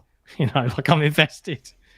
We've trained all these people. We've built all these pipelines. But that's a bad reason to keep doing the wrong thing. I totally agree. But it's a bad reason to do the wrong thing. Oh, well, we've come this far. I believe me, I would love to really sort of fly on the wall, fully understand the challenges that they're actually internally facing that they don't talk to the public about. And they advertise that engine. They went as far as to publicly be like, look at this new engine. Yeah. And don't get me wrong, the stuff that, you saw a bit of what Slipspace does enable in the Forge demo video that they did, where the old Forge mode, every object in Halo 5 was dynamic. So the system, the engine was like, okay, this wall's here and this effect is here, and we're going to know where they are every frame, and we're going to draw them even if the player's not looking at them. We're going to know where they are all the time and constantly remember them. And now a lot of the objects you have dynamic and static, but if you said it's a static, it's just simple geometry. The engine doesn't worry about it. It's just like, yep, I've built that, I'm done with it. And that's why we're no longer dealing with a 1,600 object limit in Forge. We're dealing with a 7,000 plus object limit, because the engine has been optimized and improved. And, I can't talk too much about the process of finishing a map, but there are certain processes you have to do. So, there is some differences, and they brought in a lot of the tech that they've built into Forge, and it's enabled some of the crazy stuff that we're now seeing. So it's not all bad, but you've got to wonder, what would a Forge look like in Unreal? And yeah, I'm seeing a comment here. It's not a super chat, it's a comment from Viaz. Unreal Engine is not perfect. People need to stop putting it on a pedestal. I'm not saying it's perfect, but you can't tell me it wouldn't be an easier engine to work with when wherever the hell Slipspace is. Here's the thing. Here's what I would say is it would be easier in terms of there are multiple people with some or a lot of familiarity in what Unreal Engine does. But look at the difference between a team that is experts in Unreal, Coalition, versus a team that is just, we'll just use Unreal because it's free, industry standard, blah, blah, blah. There's a big leap, but when you're building a game where you aren't Epic and you aren't the full experts, maybe there's something in the feel, maybe there's something in the way draw distance can be rendered, maybe there's something in the way AI is dealt with that's different and changes the I don't know. I'm not a programmer, I'm not an engineer, I'm not a coder or any of that nature, but yeah, the bed has been made. I guess they are now lying in it, and still making it a bit. But yeah, we'll see what happens. Okay. Last super chat. Mark Hott. If Rand is giving you a hard time, as he always does, a hard time about GoldenEye, ask him about Scalebound and Pokemon. No, I have heard actually, Rand, you're a massive Pokemon fan. Is this true? The biggest Pokemon fan. Seriously, The biggest. I wouldn't expect that. I thought Pokemon. Yes, Pokemon. I played. See, I do listen to Xbox too. I knew that. I had to play Pokemon Sword or Shield. I forget which one I played Shield. for charity. Shield. And I'm not kidding you when I say it's one of the worst games I've ever played in my life. And I played some truly awful games. Why? It was like that, 20, 30 hours I had to play of it. I wanted to I didn't want to live. I wanted to shuffle off this mortal coil. Wow. What was so bad? Because it was awful. The game is made for 12-year-olds. I'm a 40-year-old man. This game's made for 10-year-olds. Shield's fine. It's a Pokemon game. I've never played a Pokemon game before. It's a JRPG. Turn-based battles and it's awful. It's a JRPG. It's an awful one. Right. Truly awful. I can't disagree with you're that. a dog shit. The last Pokemon game I enjoyed was Stadium on the N64. So, there you go. Calm down. And as why far as Scalebound? Scalebound, I don't know, Scalebound? because Scalebound someone always brings it up on Xbox 2 in a super chat or something. It's just like, But why? There has to be a reason. because I guess it's because I always say Scalebound should stay dead. So you do. Oh, okay. I thought maybe it was because you were a fan of Scalebound. No, I mean, how can anybody be a fan of Scalebound? Scalebound stand. They're 90s Well, hold emo on a kid. second. We had this debate on this very show, and people were against me. And when I put this out on Twitter, it got a lot of engagement, which shocked the hell out of me. Because I said, how can people be fans of Starfield? Starfield doesn't exist yet. Yeah. No one's played it. How can you be fans of a thing you haven't played? So Rand must be in my corner then. Because Rand just said, how can you be a fan of Scalebound? Same principle. You're going on promises. I guess you could be fans of Bethesda, therefore Yes, correct. excited for Starfield.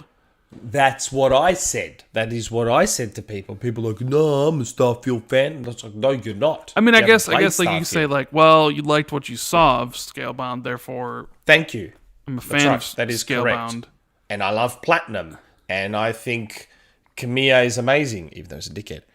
And, a Scalebound You looks so insect. cool. Oh, yeah, I'm an insect. Because I was just giving him a free $100 game. What kind of a jerk off am I?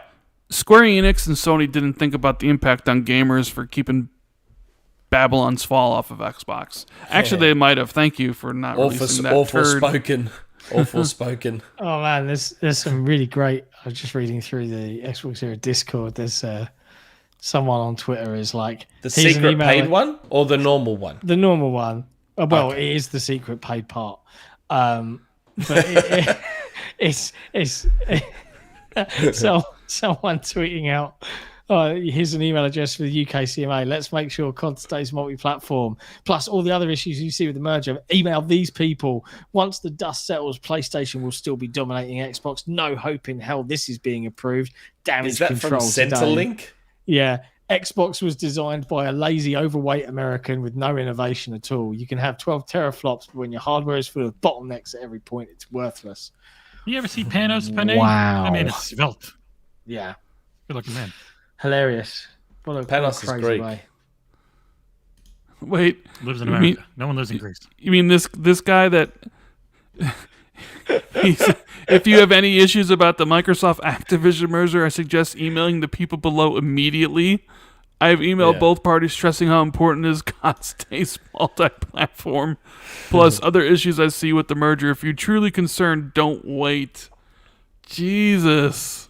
But These are you know where that the- Twitter account. Look where he's from. He's from Australia. Yikes. So I mean, Australia, Sony land, UK, Sony land, New Zealand, Sony land. Dude, Cultists. in the near future, the only way for console gaming in the home will be with the PlayStation console. Microsoft is not far off from being forced out of the console business by Sony and solely being a full-time third-party publisher. Is Rolling that on why the they're floor so worried laughing. about Activision being bought then? Hang on. If that's the case, I think I can afford this tweet to the CWA. Not everyone has internet access for streaming, so PlayStation console sales will skyrocket. Developers are developing for one dominant console, not being held back by Microsoft's weak design console. Developers will be able to tap into PlayStation's console features. Take full advantage and downgrade it at a later date for other devices. The day Microsoft leaves the console space is the day you'll see all third-party developers really take advantage of PlayStation innovations. RDNA 3. I can't believe there are Jesus. grown adults that think this way. Yeah. Yeah. Mad, isn't it? Well, Paul I'll tell Tassi you what told I them that can't believe. Xbox It's is like down that- to 3 million. So Oh, they're almost out of the it's business now. it's like that contradiction that Microsoft has no games and Japanese games don't sell on Xbox. And it's like, well, if that's the case, why does Sony keep money heading them? To keep them off a console that they don't sell on. Weird, isn't it? Maybe they sell better on Xbox than we all think. And that's why Sony's paying to keep them off. I'll tell you what I think, though. I think two things. One, I think it's 10 to 3 in the morning, and I am tired. But more It's 10 than to anything, midday. It's almost Yeah. midday here. more than anything, more than sleep, what I really want to know is all of the stuff that's hitting XboxEra in the coming week. Jesse, can you fill me in? Oh boy, there's a lot between Harmonica, who you are working on. We've got a couple of embargoed things. Genghis has multiple, 4 things he's working on. I've got one. I'm working. Yeah, Nick's got JoJo's. I'm working on Despot's game, which is now coming to Game Pass. I didn't know that when I started playing it. Yeah, I'm working on that. I'm working on Solstice. If you're into your Bayonetta / Devil May Cry types, made by weird Italians who are cool. God, there's a lot of stuff coming. If Assassin's Creed Odyssey does in fact come to Game Pass, I have a review ready for that. Yeah, keep an eye on. Did you see the logo website. change they There's a did? lot. They changed they the changed them all tiles. to that 15. Looks nice. Yeah, Yeah, it looks nice. the newer ones, not all of them Yes. though. It's weird. I saw Yes, my we Origins have- just changed. My Origins logo changed. We have so many things coming this week that we have to figure out when we can put what on each day, because otherwise it's just. And then hoping for some announcement of Tokyo Game Show, and then Microsoft announcing the Deathloop coming to Xbox on the 15th. ID at Xbox Twitch gaming stream on Wednesday. I'll be co-streaming that on our Twitch channel. The Xbox Era, because John won't get Xbox Era. Please, I've tried so many times. Twitch just ignore me. Pico Trick on the chat goes, the podcast I start with breakfast and end with lunch. Yeah, it's another 2 hours, so I had my snack earlier. Now it's getting close to. I gotta have my dinner. I need to sleep. And no, BRiT, I'm not giving you 12 more minutes. You get out of I here. haven't had my coffee. I've still got to have my coffee. John's still going to do 3 more hours of Forge tonight, too. No, God. No. The big push was for curfew. That's if I wasn't on, how long would the show have been? Nick probably still would have dragged it out to around. Because we still had decent topics to go over, and I didn't go on many tangents like I normally do. I could have gone on about my lunch with MVG for quite a while. I held back big time. I appreciate it. Right. Much love to everybody in the chat. We almost averaged 300 people watching all night. Still only 183 likes, but it's better than poking the eye with a sharp stick. If you haven't hit that thumbs up, please do so. If this is your first time watching us, or you're here just because we've got a celebrity, aka Mr. Rand al Thor, please hit subscribe. We love to have you. We'll be back next week at the usual time. His name is Shane Crawford. That's his name. For audio listeners, Nick's holding up a copy of AFL 98 in a very large, oversized box. That's memories, man. Memories. But yeah, we'll be back next week. There's plenty going on the site between now and then. So keep an eye on XboxEra.com for more. All this for that. Ridiculous. I guess we'll see you guys next It's week. like a Rand, Switch game. thank you so much. You notice how I just ignore Nick now when he starts trying to drag this out. Thanks so much for jumping on, Rand. It's been a pleasure to have you again, sir. Yeah, thanks, Rand. Yeah, it's always good to be on, even though it was begrudgingly. Begrudgingly. Begrudgingly. Love it. Yeah. But yeah, good show. Thanks, everybody, and we'll see you next time. Ciao for now.